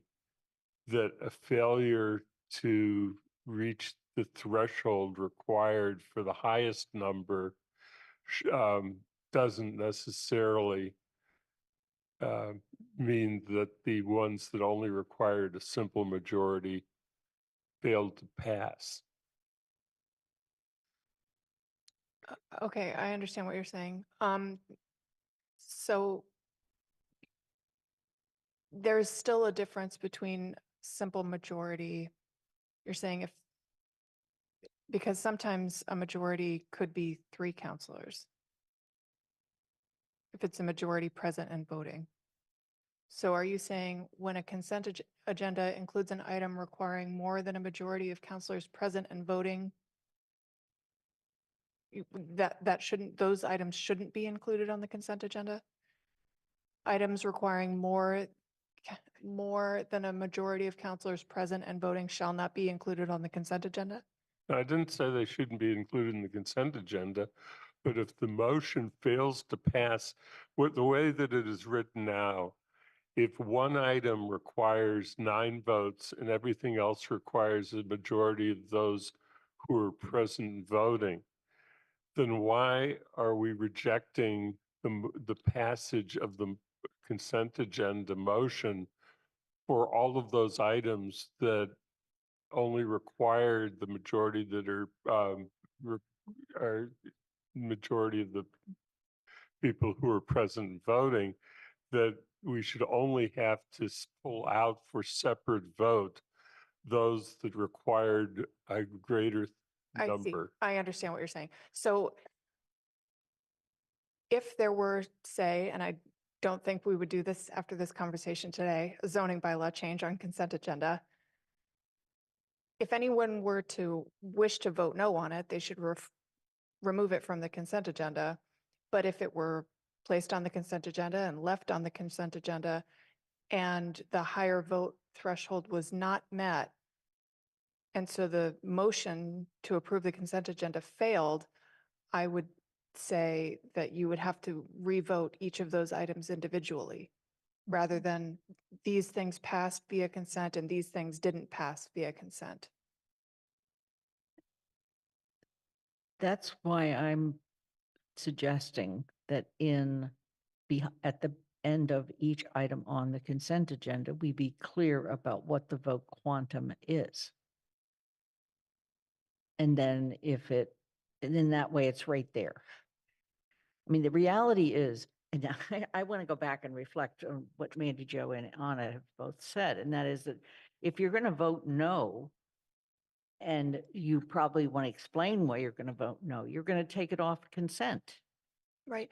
So I think it's a little confusing to put the vote quantum for each item on consent next to that item, because if they're all voted together, they all need to reach the Okay, higher vote all right. threshold. Okay, I'm just trying to look for a communication mechanism that, Yeah, and helps people. that's why I put the vote quantum under each item. When they're voted individually, you'll see the vote quantum. it for is, each it individual is motion. on the motion sheet somewhere. It's just not on that sheet. Right, because All right. it would be confusing to have the vote quantum for the different consent agenda items be different.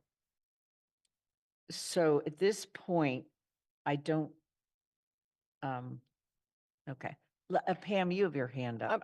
Before we move on, Lynn, I'm sorry. Andy was trying to make a motion to amend, and I want to clarify the language. If you wanted to make an amendment, Andy. If you could repeat your motion, please. I mean, the problem is that I really would like to actually have more time to do it, to think about the correct wording for this. I think that we're hampered by the requirement that we're trying to dispose of all rules. I think if we postpone discussion of 4.6 till the next meeting when we That's do the fine. rest of the meetings, that might be more appropriate. That's fine. So did Okay. you want to move to postpone discussion of agenda item or the rule 4.6 to the next meeting? Is that your motion? I think the motion, I think the point motion of is order. postpone consideration of Rule 4.6 until I the think next you have to meeting. divide port 4.6 out first under the rules.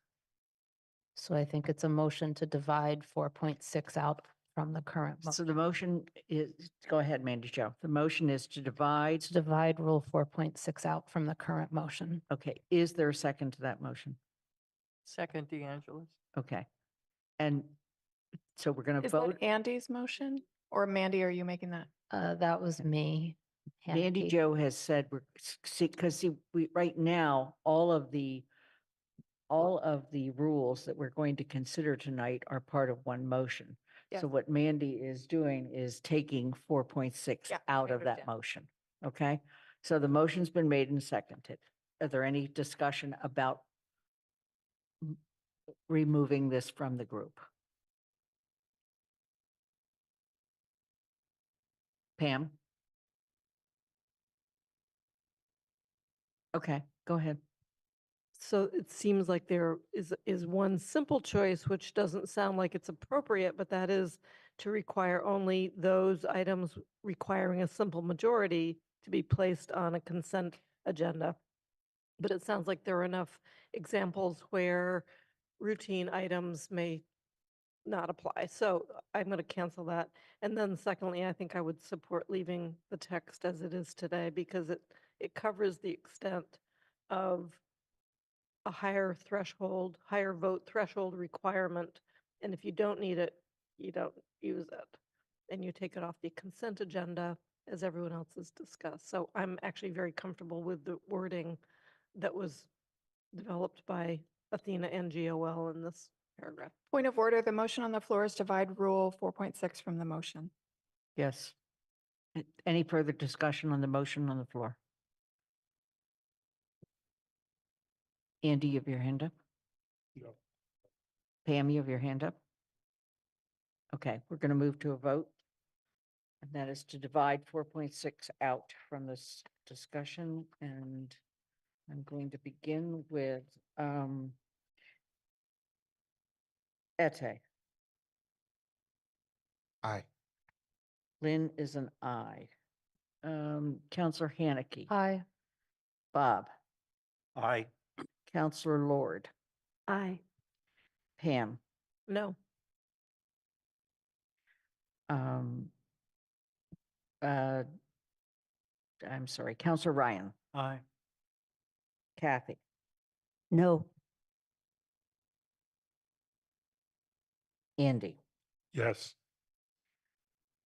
Jennifer, No. Counselor Walker, No.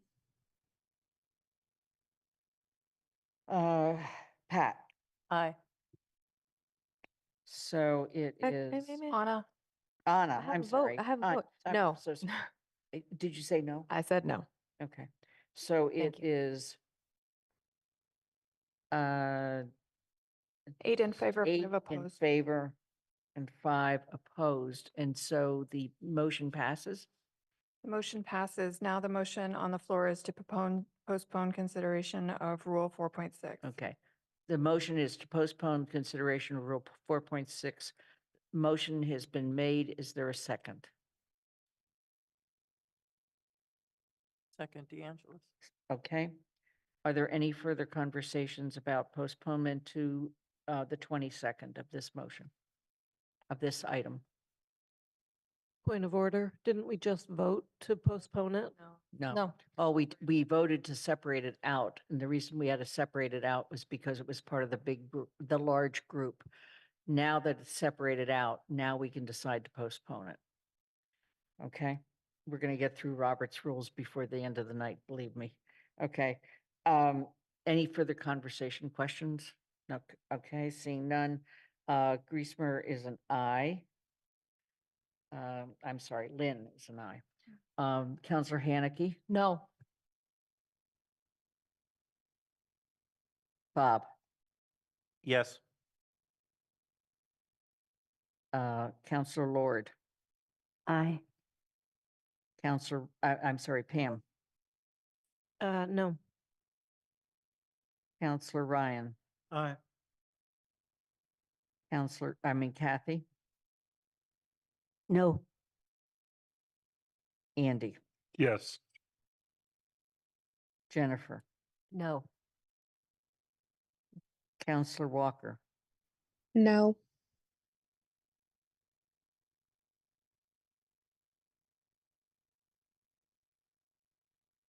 Pat, Aye. Anna, No.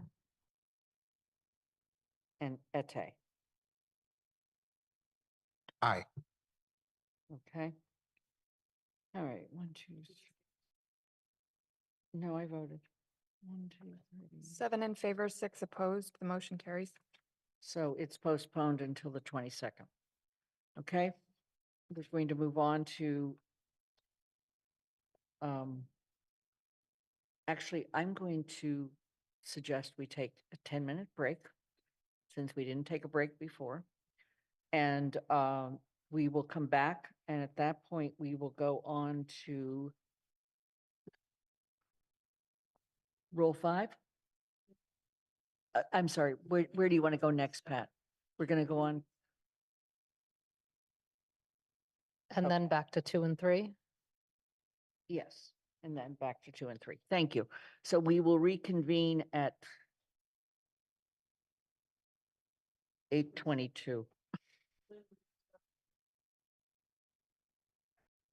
Okay, thank you. So we'll reconvene at 8:25.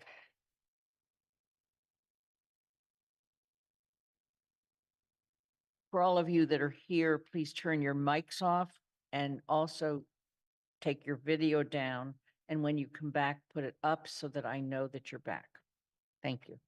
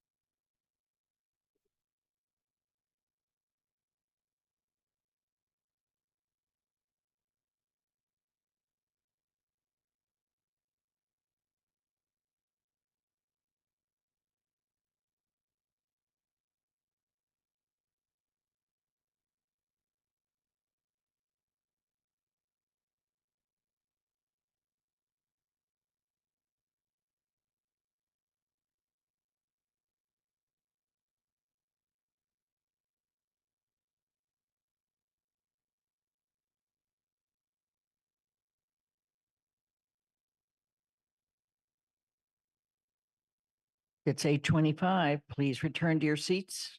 Turn on your video.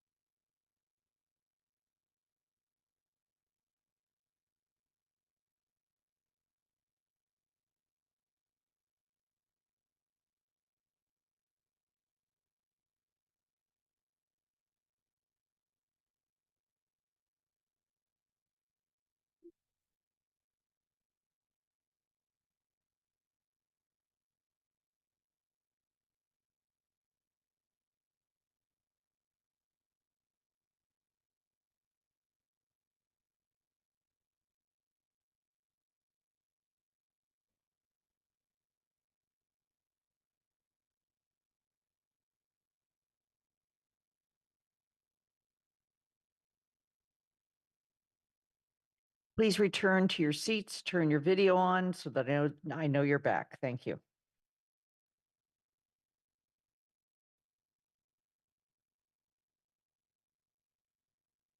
Jennifer? Turn your video on. Ete? Video on. Alicia, I'm sorry, Counselor Walker, are you back? Yes, I am. Thank you, Lynn. Thank you. We're going to continue. Pat, please.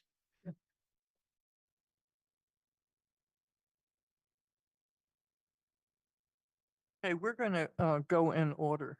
Um, I've been forced to take. So we're going to look at Rule 2, Organization. GOL is suggesting one minor change. In 2.1A, where it says the clerk of the council shall preside over the meeting until a president is elected, period, as opposed to election of the president. Okay, is there any question or discussion about that? Okay, let's go to 3. Please note there was a couple changes from times from 2 minutes to 3 minutes. In the version in the It's back. there. Okay, no problem. We're going on to 3. Those of you who will be on GOL, it's the best committee and it's very collaborative and cooperative and helpful.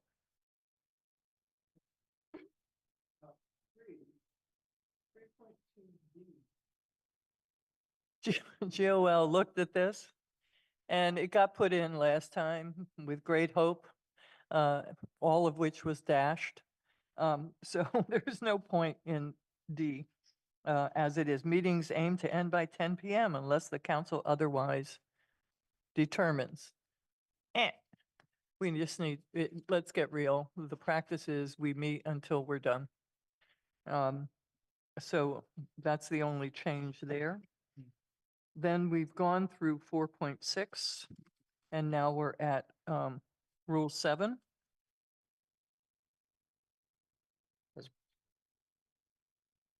I'm going to ask Rules.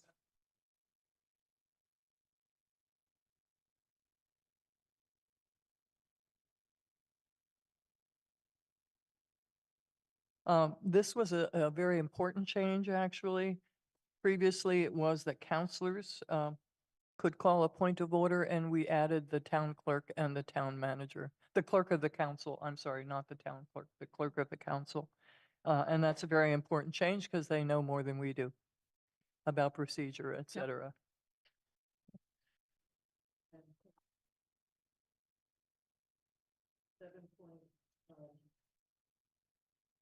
7.4, Athena, do you want to go take that on?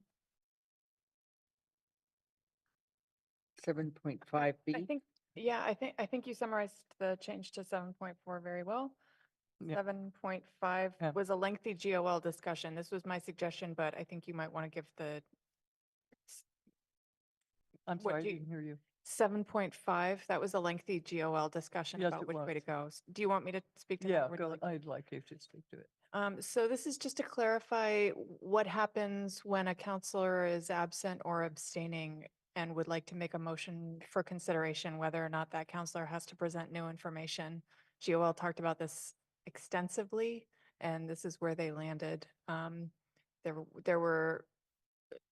was a lengthy debate about whether or not a counselor who was absent would be considered on the non-prevailing side or the prevailing side. And whether they would need to present new information. So I think that's all we need to say about it, Pat. Are there questions?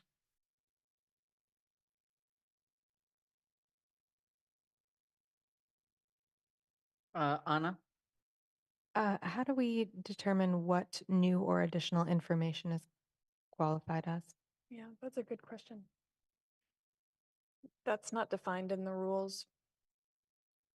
Okay, it's maybe something GOL should think about. Counselor Lord? Thank you. This may speak to my newness, but does this impact anything that would be an immediate action or motion, or is there no such thing as immediate action, motion actions?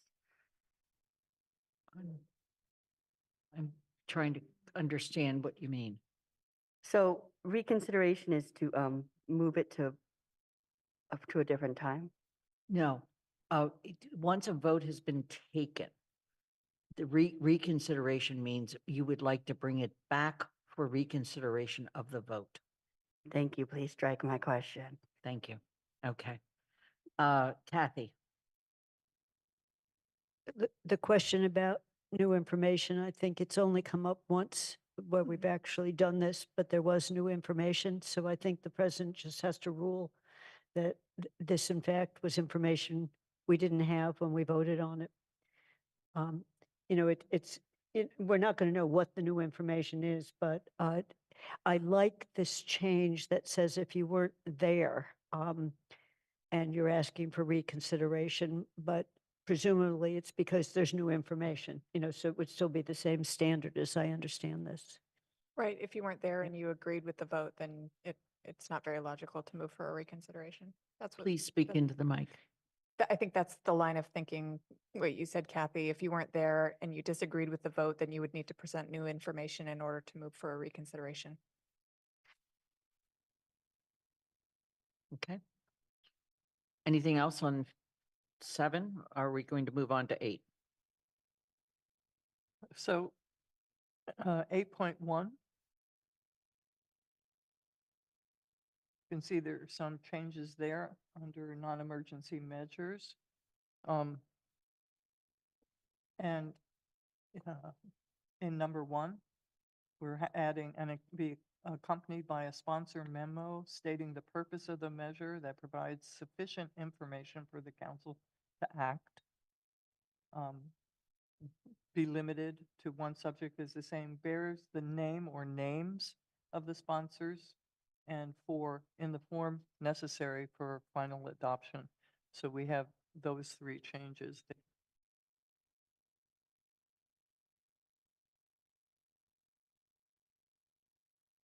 Okay. Any question on that one?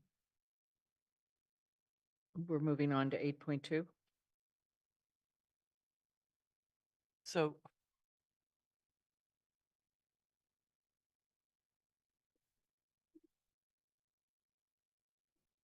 counts, we're adding,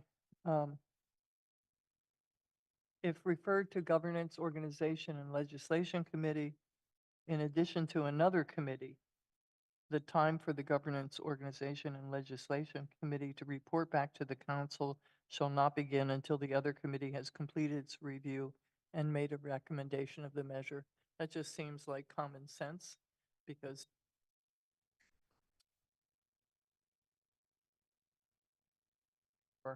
we're seeing over and over again that there are 2 referrals, sometimes even 3 referrals will be made.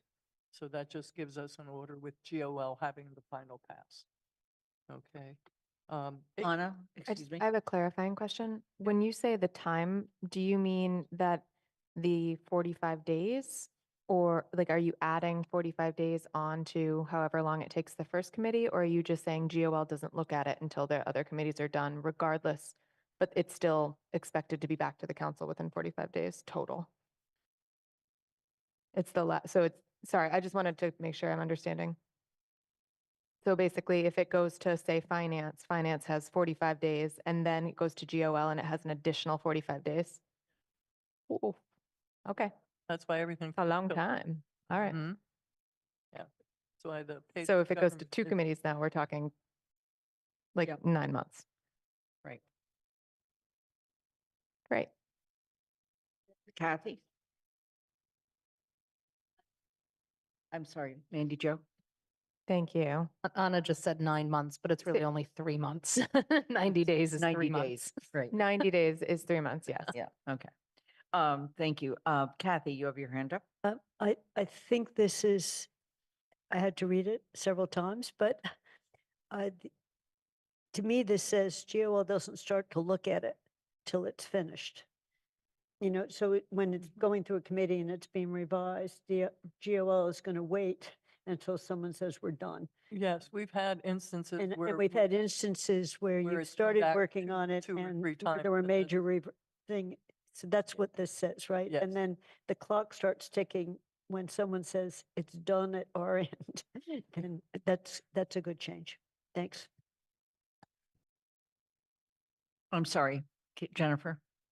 Yeah, and if it goes to TSO and then it has to go to finance, it doesn't go to GOL till it's been to both those committees. Right. 8.2? But I just wanted to clarify something with this. The only big change between B and E, all of the language that's being added in B was already in the rules. It was just under E. We're just getting rid of the automatic referral to GOL because we've been voting those referrals already. And so it seemed that we should just keep voting them within the motions instead of having an automatic referral. So the change is really deleting the automatic referral and moving the Yeah. other language into the more appropriate spot. Thank you.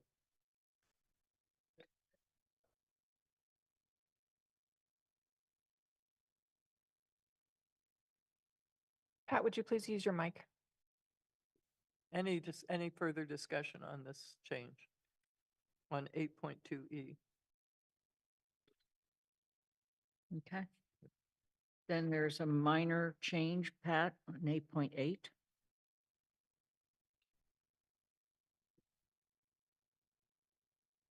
It's to word remove or added.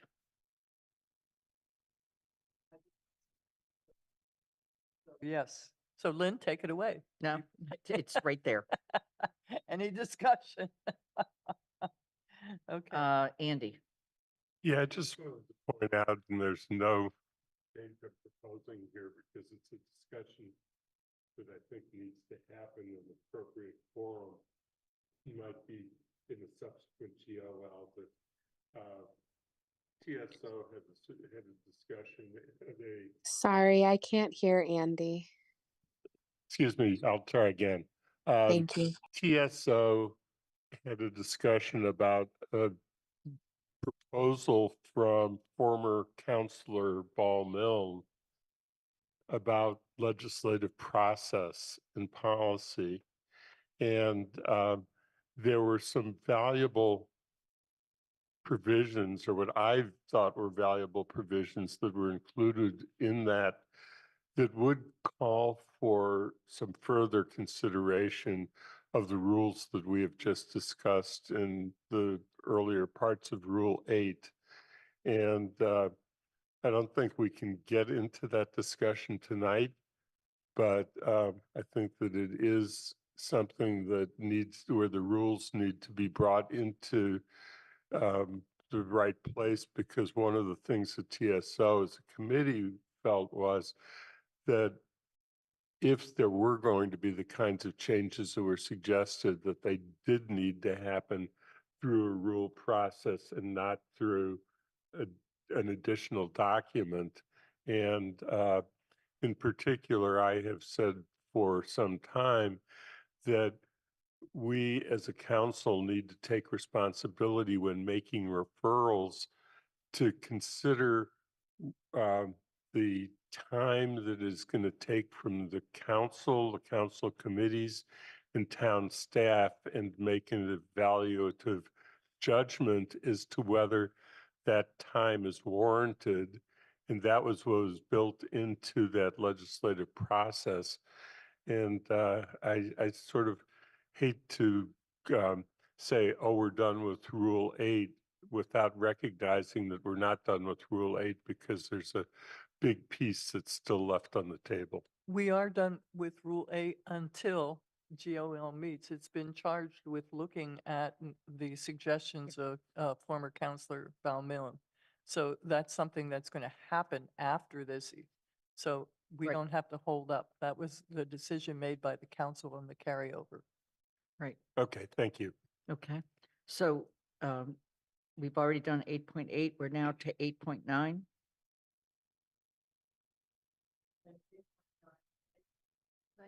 A. That Mike. We're deleting a matter has received a negative recommendation from the GOL, and then now reads a matter has received a negative recommendation from the standing committee of the council to which it was referred. So it isn't just GOL, but any standing committee of the council. Right. And I think that's an important change.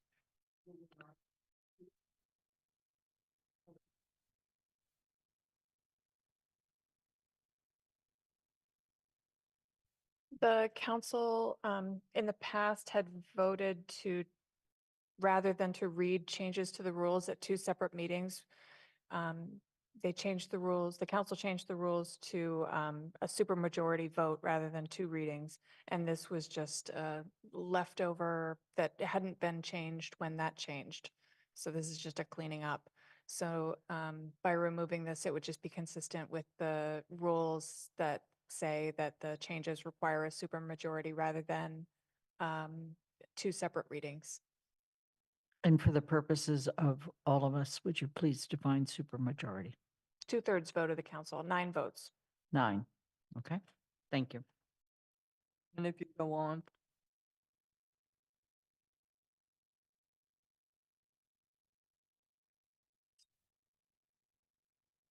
they clarify quite clearly the number of votes required, et cetera. Anything you want to add, Athena? So the rules, as you can see, previously included what votes are required, how many votes are required for different things, but then the rules themselves include vote requirements for these things that weren't included in this list. So it was just to make the list a little bit more complete.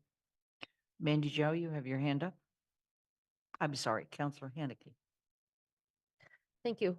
Right where Athena stopped, the proposed addition to quote, amend or repeal these rules of procedure, Rule 1.6, is actually inaccurate. I just looked it up because if you look up to, we had already had this in as 9 votes. So I just looked up Rule 1.6. 1.6 is 2/3 of the full town council.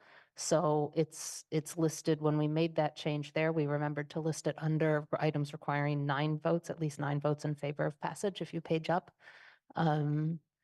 you'll see it just slightly up there, amending council rules of procedure. And so I'm going to make a motion to remove the addition under items requiring at least 2/3 of councilors present and voting, quote, to amend or repeal these rules of procedure, rules 1.6, to remove that proposed addition. Is there a second? Second, DeAngelis. Okay. Are there any further questions or comments? Then I'm going to move to a vote on that amendment. And this is the amendment. It's to remove under items requiring at least 2/3 of councilors present and voting. It is to remove what's printed in red. It says to amend or repeal these rules of procedures, Rule 1.6. Okay. Okay, we can move on. Counselor Haneke, Aye.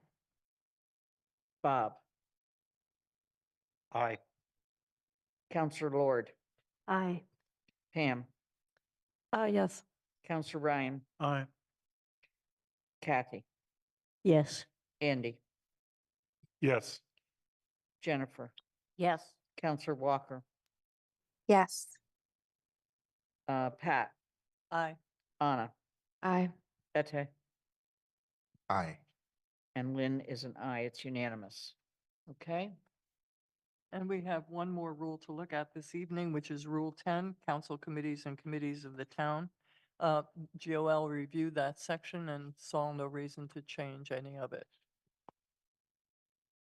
Okay. Are there any questions? Andy? Yes, yes.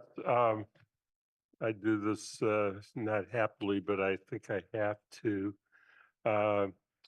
And it's getting back to, I had raised my hand when we were on the prior discussion about the list of things that require more than a majority. And one of the ones in there, and I'm having to take spending money from the stabilization fund in the last budget that was passed by the legislature and signed into law. Not the general budget, but the special appropriations, the additional appropriations. There was a provision that made a change. And the change said that for special stabilization funds, that it does no longer requires 2/3 vote. So the statement is now inconsistent with the statute. So this would be under items requiring at least 2/3 of councils present, spending money from the stabilization fund, Mass General Law 40, Section 5B. You're saying that that has been changed. That was changed, and I just think we need to take a look at it. Are you familiar with the change, Athena? Not enough to say whether this should be where it should go, but I remember that it's changed. So do you want to just remove it for now, or what are you proposing to do with it? Proposing that Yeah. we make it, just make sure that we adopt a rule that's consistent with the state statute. And state statute, I think we need to do a little bit of research on how to even word it, because did the outside section of that budget, which is pretty clear, did it amend 40 Section 5B, or does it have some other provision that needs to be cited? But we need to at least make sure that our rules are consistent in every respect with the current statutes of the Commonwealth. And that one, I'm not sure that we are. Pam, you have your hand up? Can we add state law or unless you want to spend a lot of time clarifying when this applies and when it doesn't, which would be very complicated. Can we just say for the time being per state law and come back to it once state law has clarified? The problem is it's listed under 2/3 votes, and I think that we're going to have to clarify it. So Mandy? The state law still says 2/3 according to the search of Chapter 40, Section 5B.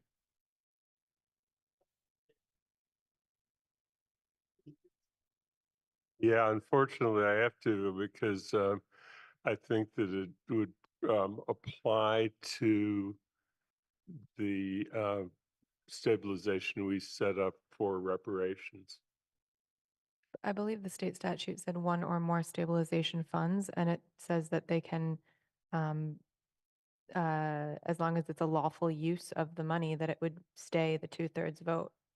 And it just said the specification on any alteration of the purpose and any appropriation of funds from any such fund shall be approved by a 2/3 vote. And it says it in both areas. I would interpret that as any stabilization fund created, so long as it's legal, is a 2/3 vote for authorization. And if anyone has any other, sorry, I just jumped the line. I apologize. That's okay. I would say for now, leave it be, and we can ask KP Law if the law actually did Okay. change, because the search right now shows it didn't. And if it did, we can do the same thing we did for zoning, which sometimes requires 9 and sometimes requires 7. So the way the vote, the Mhm. language in Rule 9 is, we could mirror that language if there are certain stabilization funds that require 2/3 and others that don't, if the law changed. But we Pat? could do that later. Yeah, Pat? I think we would need a legal advice about what constitutes a special stabilization fund. Pat, did you have your hand up? Andy, you have your hand up? Yes, I would, maybe if you're going to change it, just say, spending money from special stabilization fund if required by current Massachusetts law. And then you have to look at the law every time until we get it settled. But if you want to just have to get on with this section and be done for the time being, that would be the cleanest way to do it. So the amendment that I need to hear is the following: spending money from the Special Stabilization Fund if required by Mass General Law. I think the way the law changed was that it would be a simple majority for special purpose stabilization funds. So I don't think that's, we need a distinction between a regular and a special purpose stabilization fund in order to make this rule make sense. I would suggest leaving it the way it is, and then we add a special purpose stabilization fund. I'm hearing you. In other words, this one applies to stabilization funds. Regular. If we need to add something about special stabilization fund, it's an addition and we need to do some research on that. And it can come back. Yes, Andy? Yeah, just for the information of the council, I have discussed this with the legislative staff at the MMA. And what was explained to me was that what they were recognizing is that most specialist stabilization funds are created for a very specific purpose, like setting aside money to build a specific building. And that the decision to put the money into the fund still requires 2/3. And so the feeling of the was that trying to reduce it for expenditures would make it simpler for the majority of funds, because the majority of funds are set up for that kind of purpose, to do something very specific, like build a building. And so it was actually to be a part of Governor Baker's provisions that he was trying to modify municipal law to make it simpler, but this one didn't make it through that process. And so it got tacked on to the recent budget provision in order to address that. And that's what happened procedurally in Boston. Okay, but for the time being, we're going to leave this where it is because it refers to general stabilization funds. And down the road, we will look for inserting someplace the appropriate language for a special stabilization fund. Okay? Are there any other questions or comments? Okay, the motion is on the floor. However, the motion actually has a slight change. And that is to adopt amendments to Town Council Rules of Procedure Rules 2 to 4.5 and 7 to 9, with additions shown in red or green text and deletions shown in red or green strike-through text on pages 8 to 25 of the motion sheet. I actually think it says to adopt. Okay, somebody needs to look at the motion with me and tell me if that covers what we've done. It's Does? it would be to adopt amendments to the town council rules of procedure, rules 2 to 4 and 7 to 9, excluding rule 4.5, with additions shown Okay, that's fine. 4.6. Sorry Okay. about that. And also by amended, and as amended by removing the proposed addition under the 2/3 vote. And Changing the who to that. changing who to that, thank you. Right. In 4. Who made the original motion? Mandy Jo? Okay, and who was the second? I think I was. Anna, Okay, Anna. So Mandy Jo, do you agree with the change? there are no changes to agree There's to. no Those changes amendments to have been agree to. voted. They were all voted on. That's the new motion. Okay, all right. All right, so we're going to move to the motion, yes? The vote. The vote, thank you. We're going to move to the vote.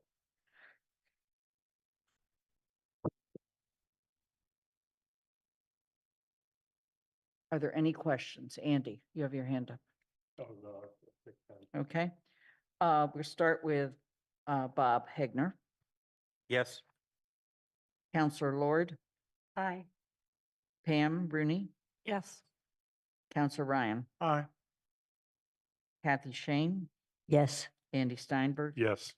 Jennifer Taub, Yes. Counselor Walker, Yes. Pat DeAngelis, Aye. Anna Devlin Gothier, Aye. Ete, Aye. Lynn Griesmer is an aye, Counselor Haneke. Aye. It's unanimous. Thank you. And again, thanks to GOL, we will come back to those other items later. We already approved the town council or the town manager appointments to the Energy, Climate and Action Committee.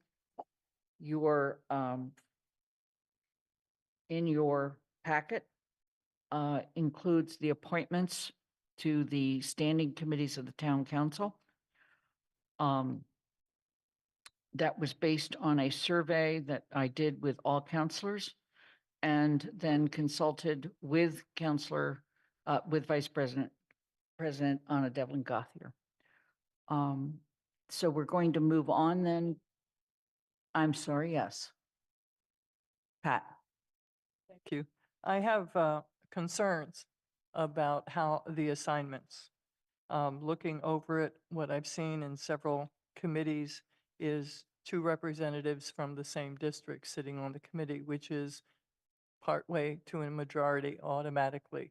And I think that I really urge you and the council to reconsider committee assignments that place 2 counselors on the same committee. 2 counselors from the same district on the same committee, because it creates an unfair advantage to that district and its counselors during discussion and in voting.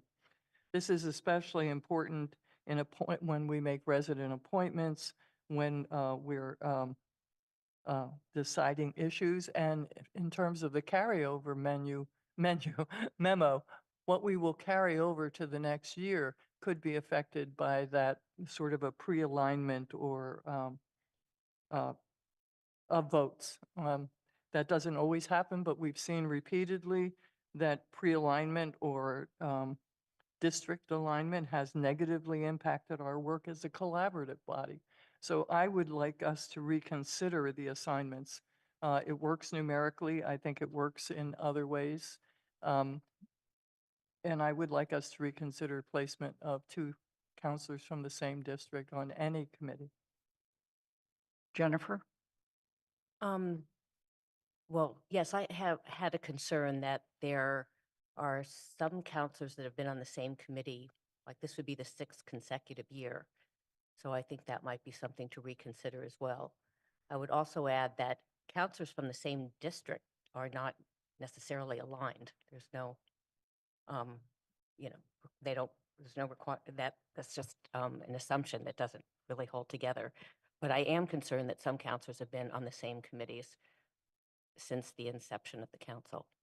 So if we're going to consider, reconsider committee appointments, I think that would be a consideration. I would say more so than the districts that counselors are representing. Kathy?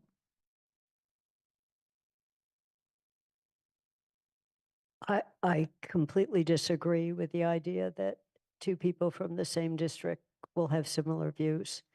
They may, in fact, have similar views on some issues, but I think we should be treated as individuals, as counselors. So I'll just leave it there. You know, I think this year, if you look at how people ranked their committees, the president had way more takers for a couple of committees than slots. And so it was a juggling act. And I'll just say that I have been on finance for, it will be the whole time. And I considered dropping off it so that I could get on the committee that I've never been able to get on. And I know that offer would have been there for me if I'd wanted to, but I have two other committees that I'm working on. And I finally decided I just don't have the time.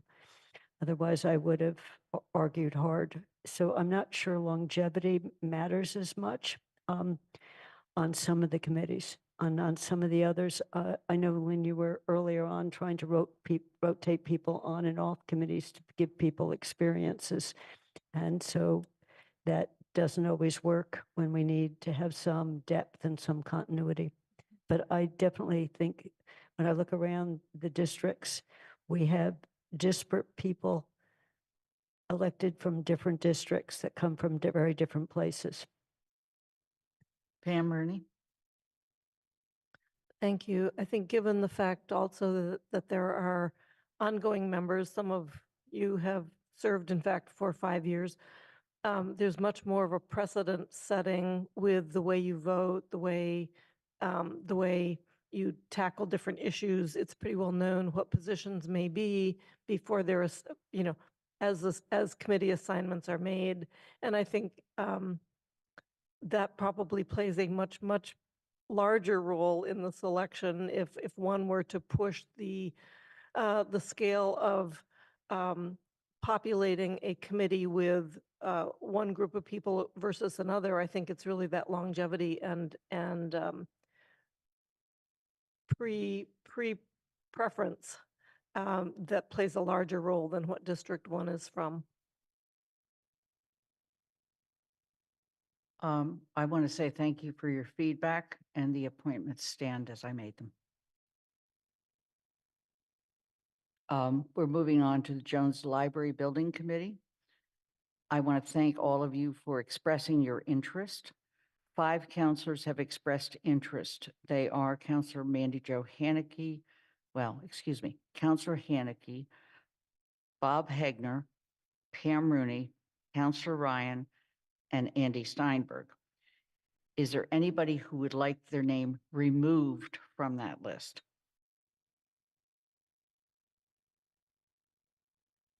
Counselor Haneke. I will withdraw my interest. Well, I'm still interested, but I will withdraw my name from consideration. Okay. Is there anybody else? Is there anybody who would like, I'm sorry, Andy? I think I'm also willing to withdraw my name because I think it is an important committee. And if there are other interested people, as there are, I'm willing to withdraw from that too. Okay. Are there any other people who would like to add their name to this list?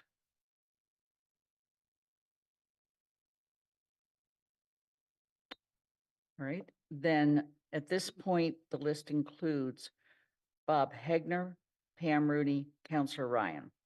The floor is open for discussion, and I'll take comments from candidates first. At the conclusion of the discussion, when I call your name, indicate your preferred candidate. If a person does not get 7 votes, I will ask if anyone wants to withdraw, and we will do another round. So, Counselor Walker, I'm sorry, can you just repeat for me one more time the counselors who are interested? yes. Bob Hegner, Pam Rooney, Counselor Ryan. Thank you. Absolutely. Pam? I would be happy to speak for my interest in this particular committee. I have a background of construction and construction management, and I think that it would be a really good use of my skills to step onto a committee that's been going for some time, but certainly as they go in to the final phase of establishing construction drawings, there are just always things that come up that I think would benefit from just having someone with a really broad array of construction and construction management experience. I have, in my own heart, wanted to acknowledge that my former counselor, Anika Lopes, had a very strong interest in the Civil War tablets and their placement. And I would like to make sure that those are carried through to fruition so that, that those stand where they ought to in the new building. Okay. Are there any other people who would like to make comments? George Ryan? Thank you. This is something that I've been involved with on many levels for a number of years. And I think just from a purely personal point of view, I would like to see it brought to its conclusion. I don't have the kind of construction experience that Pam has. I can't bring that to the table, but I do have a deep commitment to the project and would give it a great deal of attention and effort. Okay. Are there any other comments?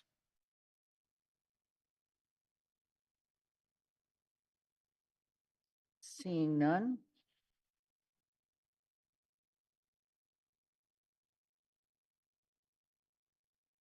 So as I call your name, your choices include Bob Hegner, Pam Rooney, Counselor Ryan. And we'll begin with Counselor Lord, Abstain. Pam Rooney, Pam Rooney. Ryan. Ryan? I'm sorry, Bob.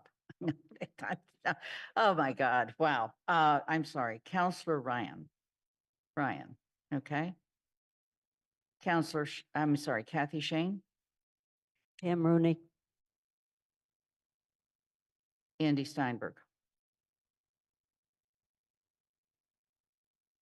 George Ryan. Jennifer Taub, Pam Rooney, Counselor Walker, Pam Rooney,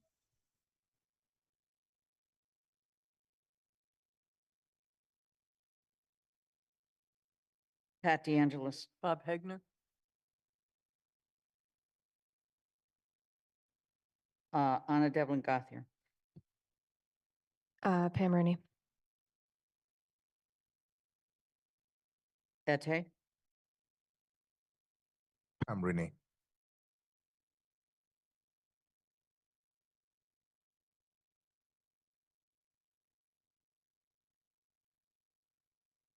Reesmer is abstain. Counselor Haneke, George Ryan. Bob Hegner. Abstain.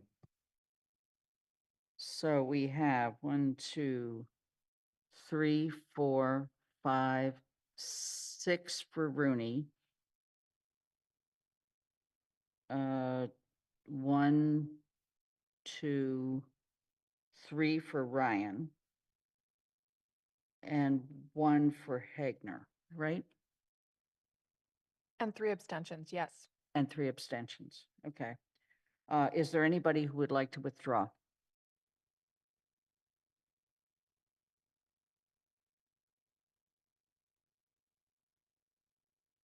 Okay, then we're going to go back around again. We start in this case, yes. I'm sorry, George.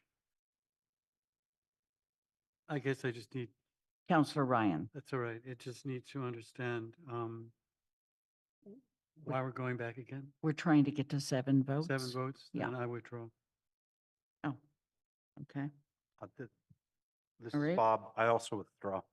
All right. So with that, then I'm going to make a motion, and the motion is to recommend the town manager appoint Counselor Rooney to the Jones Library Building Committee for a term to last the length of the building project. Is there a second? Lord second. Are there any other questions or comments? Okay, then we're going to begin with Counselor Ryan. Rooney? You just need to say aye. Aye. Thank you. Kathy Shane, Yes. Andy Steinberg, Yes. Jennifer Taub, Yes. Counselor Walker, Yes. Pat DeAngelis. Aye. Anna Devlin Gothier, Aye. Ete, Aye. Counselor Griesmer is I'm sorry, Lynn Griesmer is an aye. Woo. I'll get there. Counselor Haneke, Aye. Bob Hegner, Aye. Counselor Lord, Aye. Pam Rooney. Aye. It's unanimous. Okay, the next one is the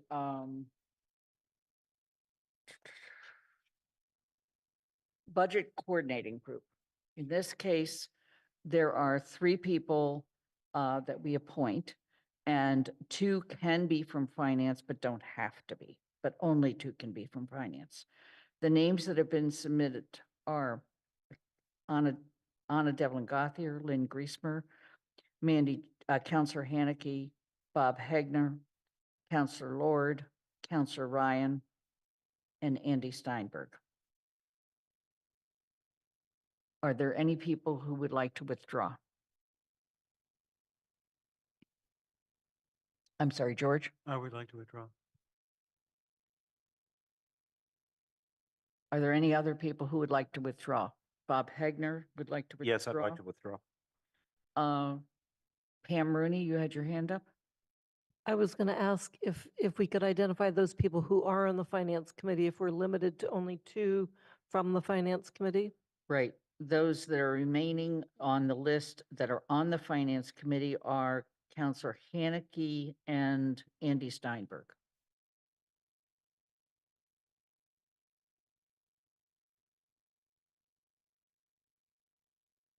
Okay. Is there anybody who would like their name added? All right, then. I'm sorry? You vote for 3. So, Point of order, you can vote for more than, you can send more than 3 representatives. It's no more than 2 from Finance Committee unless more than 3 Budget Coordinating Group representatives. but we only have 3 seats.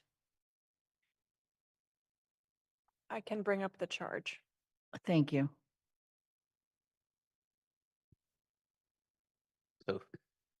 So typically there have been 3 seats, and we also invite the similar numbers from the school committee and library trustees, because otherwise it gets a very unwieldy number.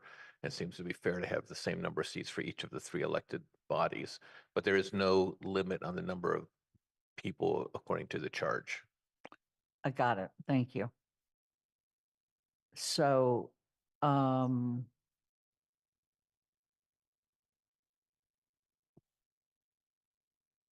So as you can see on the screen, the number of voting members is NA. BCG works by consensus. so if we had at this point 5 people, then that means the total body would be 15 people. Unless the others don't want to appoint 3. It's up to each body to appoint members to serve as their representatives. The council can. So appoint as if many as they that's wish. It is unlikely that the other bodies would appoint more than 2, well, 2 for school committee and 3 for library, because otherwise they'd have to call those meetings as meetings of the whole. because they'd have quorums. It's actually very good point. So in this case, then, unless anybody else wants to withdraw, then the motion would be Mm. to appoint counselors Anna Devlin Gothier, Lynn Griesmer, Mandy Jo Haneke, Hala Lord, and Counselor Andy Steinberg to the BCG group effective immediately for a term to expire January 6th, 2025. Is Mandy Jo, you have your hand up. I thought we should at least have a discussion as to how I'm many we sorry. might want to appoint before we make a Thank you. motion. All right. Are there people who would like to make comments? Kathy, I think 5 is too many. I'm sorry. I think having 5 people be part of this is too many. Okay. Anna? I agree. I think 5 is too many. I also think that wouldn't this mean it as a quorum of the finance committee? If Mandy, Bob, and Andy are all, I'm sorry. Bob's with Oh, Joe. Bob with Joe. Okay, I'm Yeah. sorry. You said So his it's- name and I it's got not a quorum. confused. Thank you for clarifying. I agree. I think 5 is too many. My comment here is that I think the reason why I'll speak for myself personally, wanted to stay on this or wanted to add myself to this list is because I was removed from finance committee. I served in the prior year on finance. And I felt that there was some experience that I would bring to this, having served on finance, but not being a finance committee member at the time. I will also speak positively if it's okay. One of the reasons why I was looking at this list, I was excited about Hala's name on here. Excuse me, I'm sorry, Counselor Lord's name on here was that they had previously served on the school committee, and I thought might bring a really interesting perspective, having previously held that post. If you don't mind me saying, that was one of the reasons I was excited about that. I think where I'm struggling, if I can be very candid, is that I would love to be on either budget coordinating group or joint capital. And when I look at the names of the folks who have asked to be on joint capital, there's folks who have served on it in the past and I'm sure have done a really great job. And so I think what I'm struggling with is I'd be happy with one or the other, but I want one or the other. And I can't guarantee that I'll get the other one if I withdraw my name from this. So I think I'm going to name that I'm challenged by this. Last thing, I think I said that last time and I apologize. We're heading into a really challenging year in terms of our budgets. And I think that this coordination is going to be critical in the coming year, especially as we're looking at school budgets across our areas, not just in Amherst. And so I believe that I would bring a balanced perspective to that, having served on finance, but also having been tapped in at looking at the broader picture as well. Thank you. Are there other comments? Andy? Yeah, I thought I'd raised my hand, but I guess I hadn't. The reason, I think it's a little bit awkward to be doing it in the order that we're doing it because we haven't convened as a committee and decided on officers of the committee at this point. And but from my experience, the connection between the finance committee, which is ultimately going to make the decisions to act on the work of the budget coordinating group, and the budget coordinating group discussions, it's sort of, they're intricately tied together. And I've thought about this for a long time because I said, well, it's a public meeting and does it matter because we don't take votes at the BCG anyway? And but I think that it's important that there be significant finance committee participation based upon years and years of experience in both groups. BCG meets rarely, but when it meets, there's something critical that is going on in the budget process. And I think that, as pointed out, this year is, I think, particularly likely to happen because of the budget crisis that I predict that the state is going to be in particular. So it's a tough one, but I put my name forward because I think that the linkage between the Finance Committee and the BCG is so important. Pam Rooney? I was going to recommend that we vote for 3 people. Okay. Are there Shane any other seconds. people who would like to make a statement or comment? Actually would like to, I'm going to be withdrawing my name from JCPC. And while I'm not on finance, I have been on finance for 5 years. With experience with BCG. So are there any other comments? Jennifer? I'm going to be withdrawing my name from JCPC as well, if that makes any difference to Anna. I need commitment. Paula? I'm sorry, Counselor Lord. I will also be withdrawing my name from JCPC, From which one? the Joint Capital. But it's not because of Anna. Okay. Pam Rooney? I was going to suggest that I also take my name off JCPC, even though I really enjoyed it and thought I did a good job. Anna? All right, I'm reading the room. I will take a leap of faith. I'll remove my name from BCG. Leap of faith. Okay. So make sure I'm correct on this. The people remaining for BCG are Lynn Griesmer, Counselor Haneke, Counselor Lord, Andy Steinberg. Is correct? Okay. I'll deal with the other one later. All right. So, Pam, you have your hand up.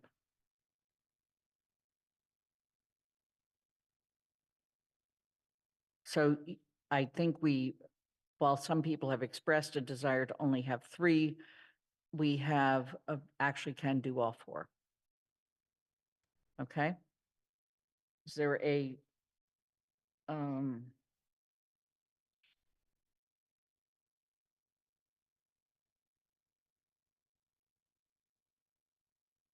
right now there's 2 from finance.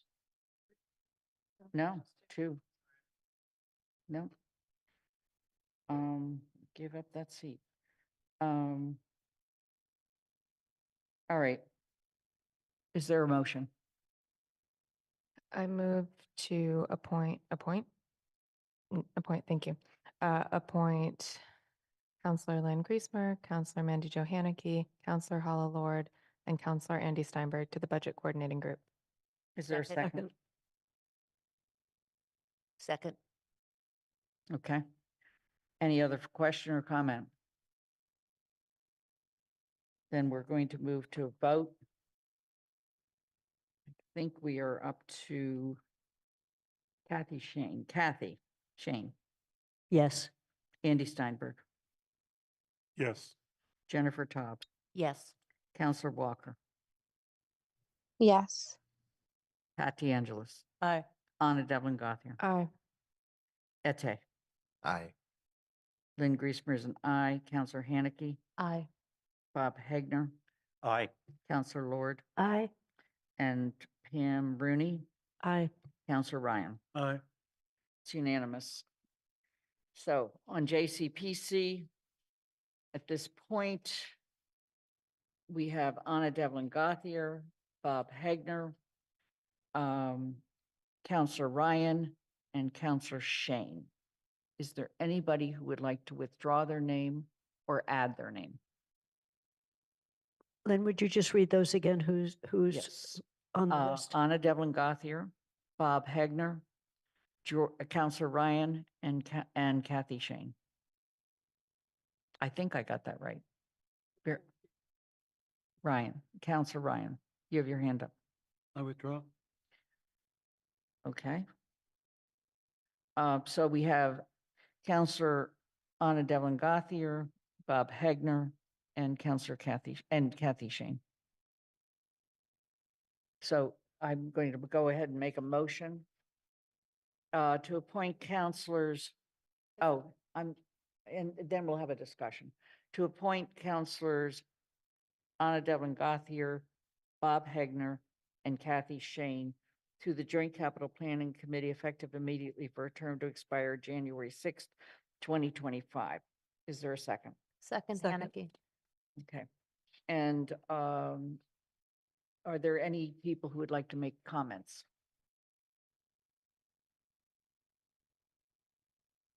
Seeing none, we're going to move to a vote. This time we start with Andy Steinberg. Yes.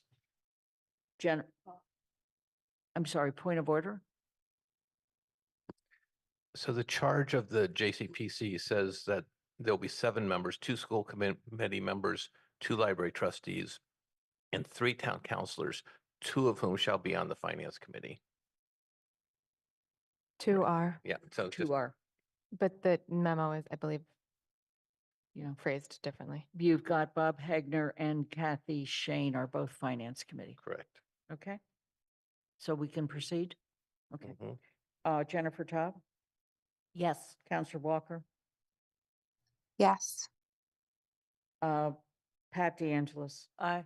Anna Devlin Gothier, Aye. Ete, Aye. Lynn Griesmer's an aye, Counselor Haneke, Aye. Bob Hegner, Yes. Counselor Lord, Aye. Pam Rooney, Yes.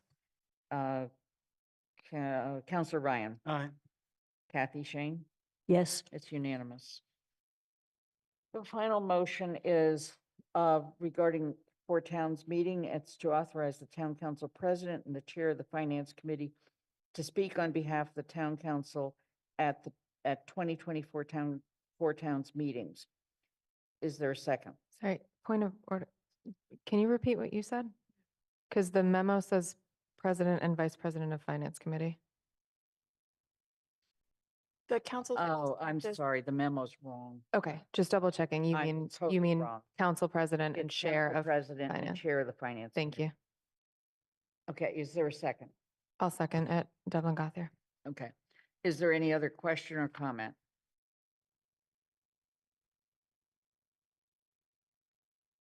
Seeing none, I'm going to move to a vote. Jennifer Taub, Yes.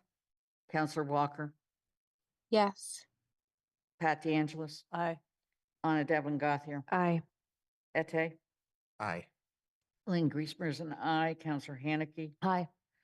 Bob Hegner, Aye. Counselor Lord, Aye. Pam Rooney, Yes.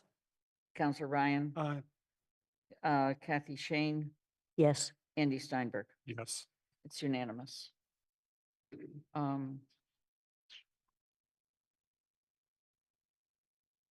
We will begin polling for the first meetings of each of the committees.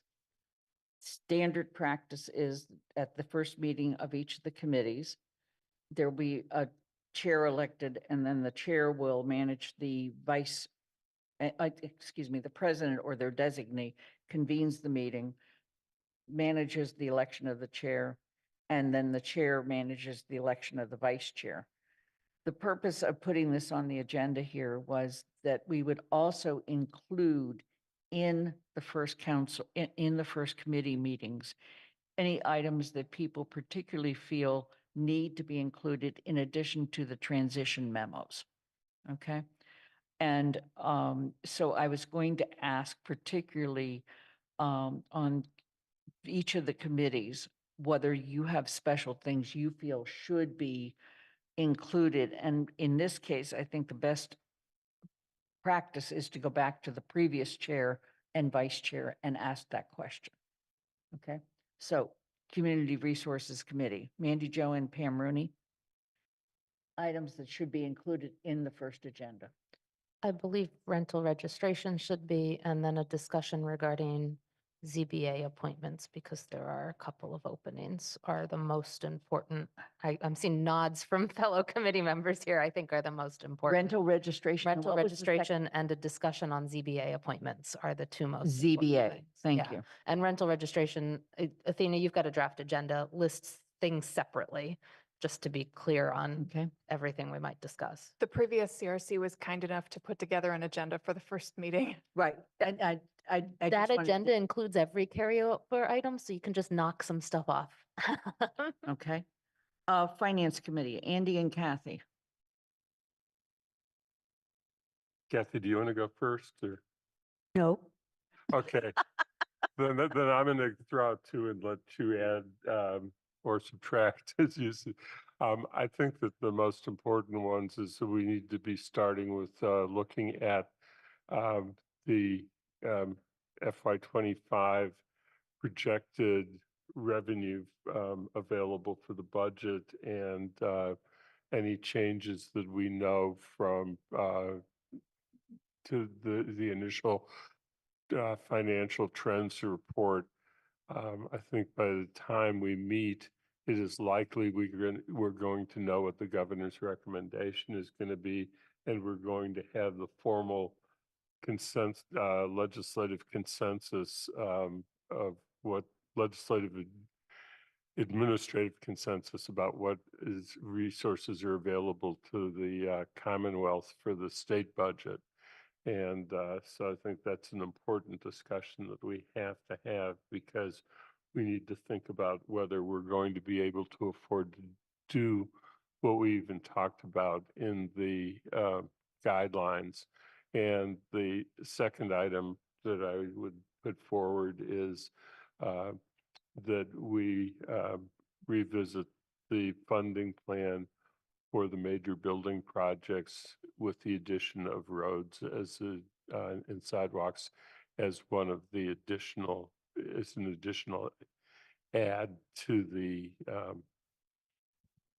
to the list of major projects. Okay. Kathy, did you have anything else? no. I would just point out that by the time this group meets, you may also know what the insurance rates are. True. Okay. It- the only thing, Andy, in terms of timing, we will have second quarter fairly soon by the end of January, second quarter. So we'll also have a good idea of how this year is going. But you said both looking forward, but also looking mid-year. Right. We also will, we have put on the agenda for discussion with Senator Comerford and Representative Dom that we want to make sure that we totally understand what any of the mid-year rescissions and how they affect us. Okay. GOL, Pat and Jennifer. Excuse me. One of the things that needs to go forward is the legislative process guide that was suggested by Councilor Baumil. Also, Charter Commission appointments. Can you think of anything else, Jen? I would say those were the two most, well, and the Finance. reparations Right. committee So, work. Yeah. Yes, thank you. And also the Finance Committee appointment. You've got a vacancy on finance. Oh, right. That's right. That's Bob Hegner's fault. And there are also two proclamations coming to GOL. Okay. Okay. Yeah. TSO, Anna.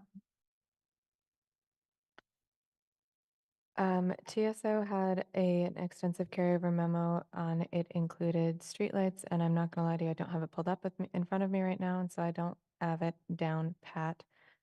Thank you. Waste hauler. Waste hauler is in progress as well with TSO, and we have turned the legislative process guide over to GOL. So I think that was that. Oh, and then speed limits and safety zones are the other thing that's in front of TSO, coming back to TSO. Okay. That's more than enough for everybody to chew on. We've already approved the minutes. Paul, you have an extensive town manager report or some highlights? Yeah, I just want to note two things. I mean, you can read the report, but the governor today announced a number of 9C cuts. 9C cuts are cuts that are within the executive branch that the governor controls. And so she has decided not to spend money in with the knowledge that the revenues are not coming in as well as they should have, as they were hoping for them to be. So we don't know if it has any direct impact on the town of Amherst at this point. Chapter 70 and Chapter 90, which are two of our major funding sources are not impacted, but we will learn more specifics on that. The other thing I want to mention is that, during the holiday season, we had learned a lot we had been following COVID. COVID-19 hospitalizations are rising nationally and regionally, but they're not any worse than last year. Our only major tool right now is wastewater measuring, which was what we've been watching very closely, and we're continuing to measure that. Wastewater concentrations is high, and it's also increasing across the United States. So it tells us how much virus is actually circulating in our community.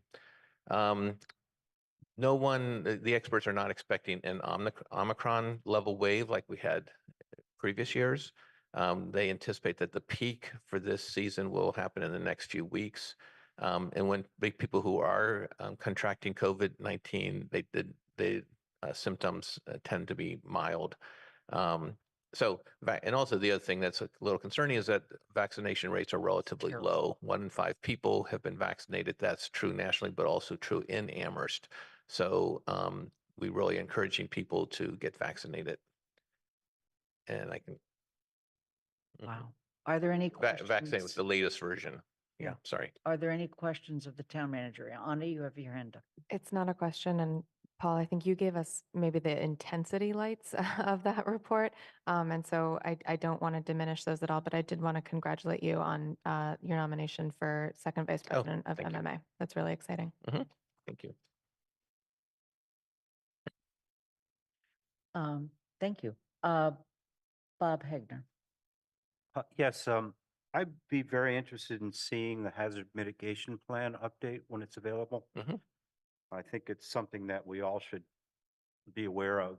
And it would, in particular, I have a background in disaster recovery. So Chief Nelson is our emergency management person. So he is coordinating that. So we'll make sure you get eyes on that. Okay. Councilor Ryan. First of all, Paul, as always, thank you for this very detailed and very informative report that you do. I always perk up when I see road work under Public Works. And I'm looking at item bullet 3, which says the town was awarded a bid of $2.7.5 million for paving the following roads. And I got really excited. And the next sentence says, unfortunately, this work was not. So I'm wondering, was there actually something missing? Oh, that was just to tease you to see if you read it. So you're the second counselor that pointed that out to me. So thank you. You and Councilor Hegner win. So I will share that out with the full council. There are some roads. There are roads that the bid has been awarded. So for those who didn't notice it, shame on you. We deserve that. Andy, you have your hand up? Yes, I guess the one thing I would add to what Paul said is that I had received a email from Jackie Lavender Bird today, and she indicated that the 9C cuts, and I'm quoting, fortunately spared cuts to poor municipal school accounts. And so I'm hopeful that we'll be getting good news, consistent news from our legislative delegation. Good. Any other questions or comments for the town manager? I'm racing the clock, gang. All right. Very quickly, Anna and I had about a 2-hour plus meeting today, talking about her roles as vice president. And one of the things that Anna will be doing is she will be managing the process for the housing authority election appointments. Thank you.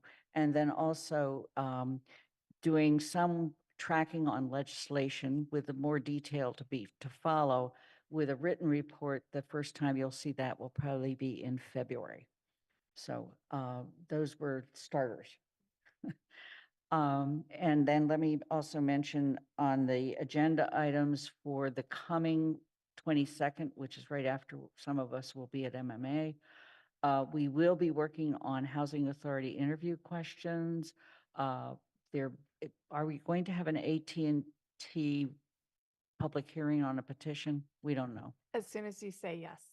As soon as I As say soon as yes. You confirm that date. We're having it. Okay. We'll have 2 proclamations, Black History Month, Lunar New Year. We will have the 3 remaining policy goals from the town for the town manager's goals. We may have the CPA recommendations for referral to finance. There is an item about parking spaces on Spring Street. And we will continue with the review of our rules of procedure. And I hope to have a written president's report. Are there any other agenda items people would like to request for the upcoming meeting? Counselor Ryan, you have your hand up. Kathy Shane, you have your hand up. It's more of a question, Lynn. I know we've talked about a potential retreat, so maybe by the 22nd, you could talk about it, because in connection with rules of procedure, there are some things, more major changes that I think would be useful to have a discussion that we're not going to be having just with the amendments you've done, and to see whether we can make sure that's on the agenda for the retreat. Okay. And Athena, too many A's. Athena has already collected some dates potentially for the retreat, so we'll be getting ready to poll that. The other thing is we will be polling you for your first committee meetings. And I know in many ways, we already have times that these committees have met in the past. We'll probably include that, but that is not the only option. Every committee has to look again at what is best for the members of that committee. Are there any other counselor questions or comments?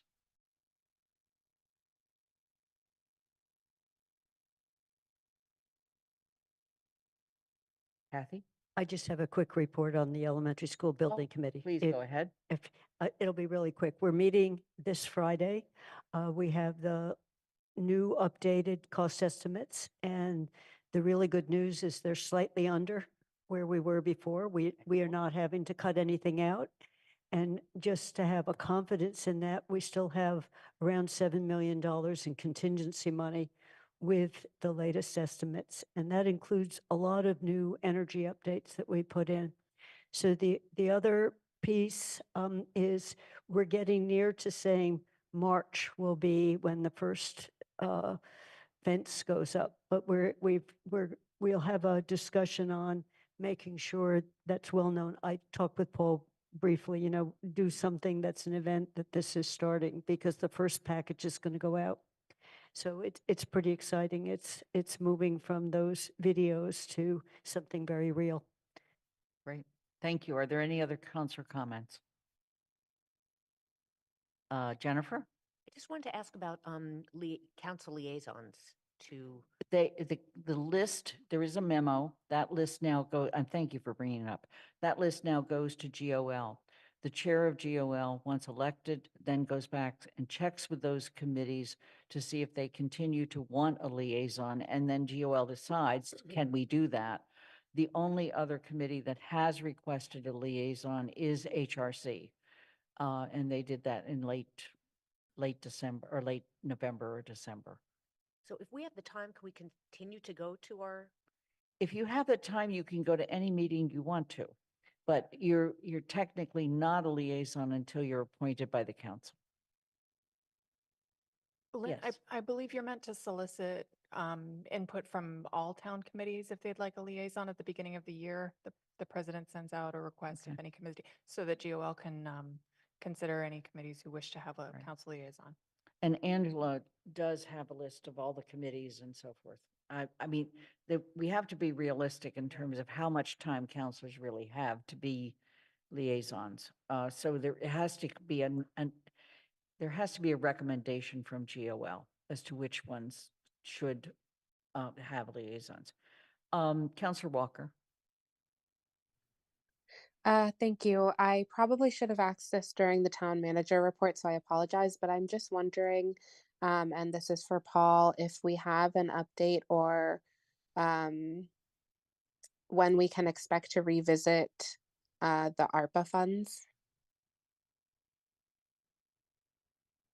So I'll talk with the council president, probably, I don't think it'll be in this next meeting in January, but we expect to do it in February. Thank you. Thanks, Paul. Andy? Yeah, I guess a question about what is the status of people who previously were liaisons to committees until GOL completes its process. And I ask that because the TAC, the Transportation Advisory Committee, is meeting this week, and I received the link for the Zoom participation in the meeting. I would suggest as a courtesy, if you're able to attend, that's fine. And, you may decide you would like to continue when that comes up. Does that work for you? That's really along the same lines as Jennifer asked. Yes, though if there's any members of the council who, in particularly members who are going to be on TAC next year, who would really like to take that over, they might want to give me a call. On TSO.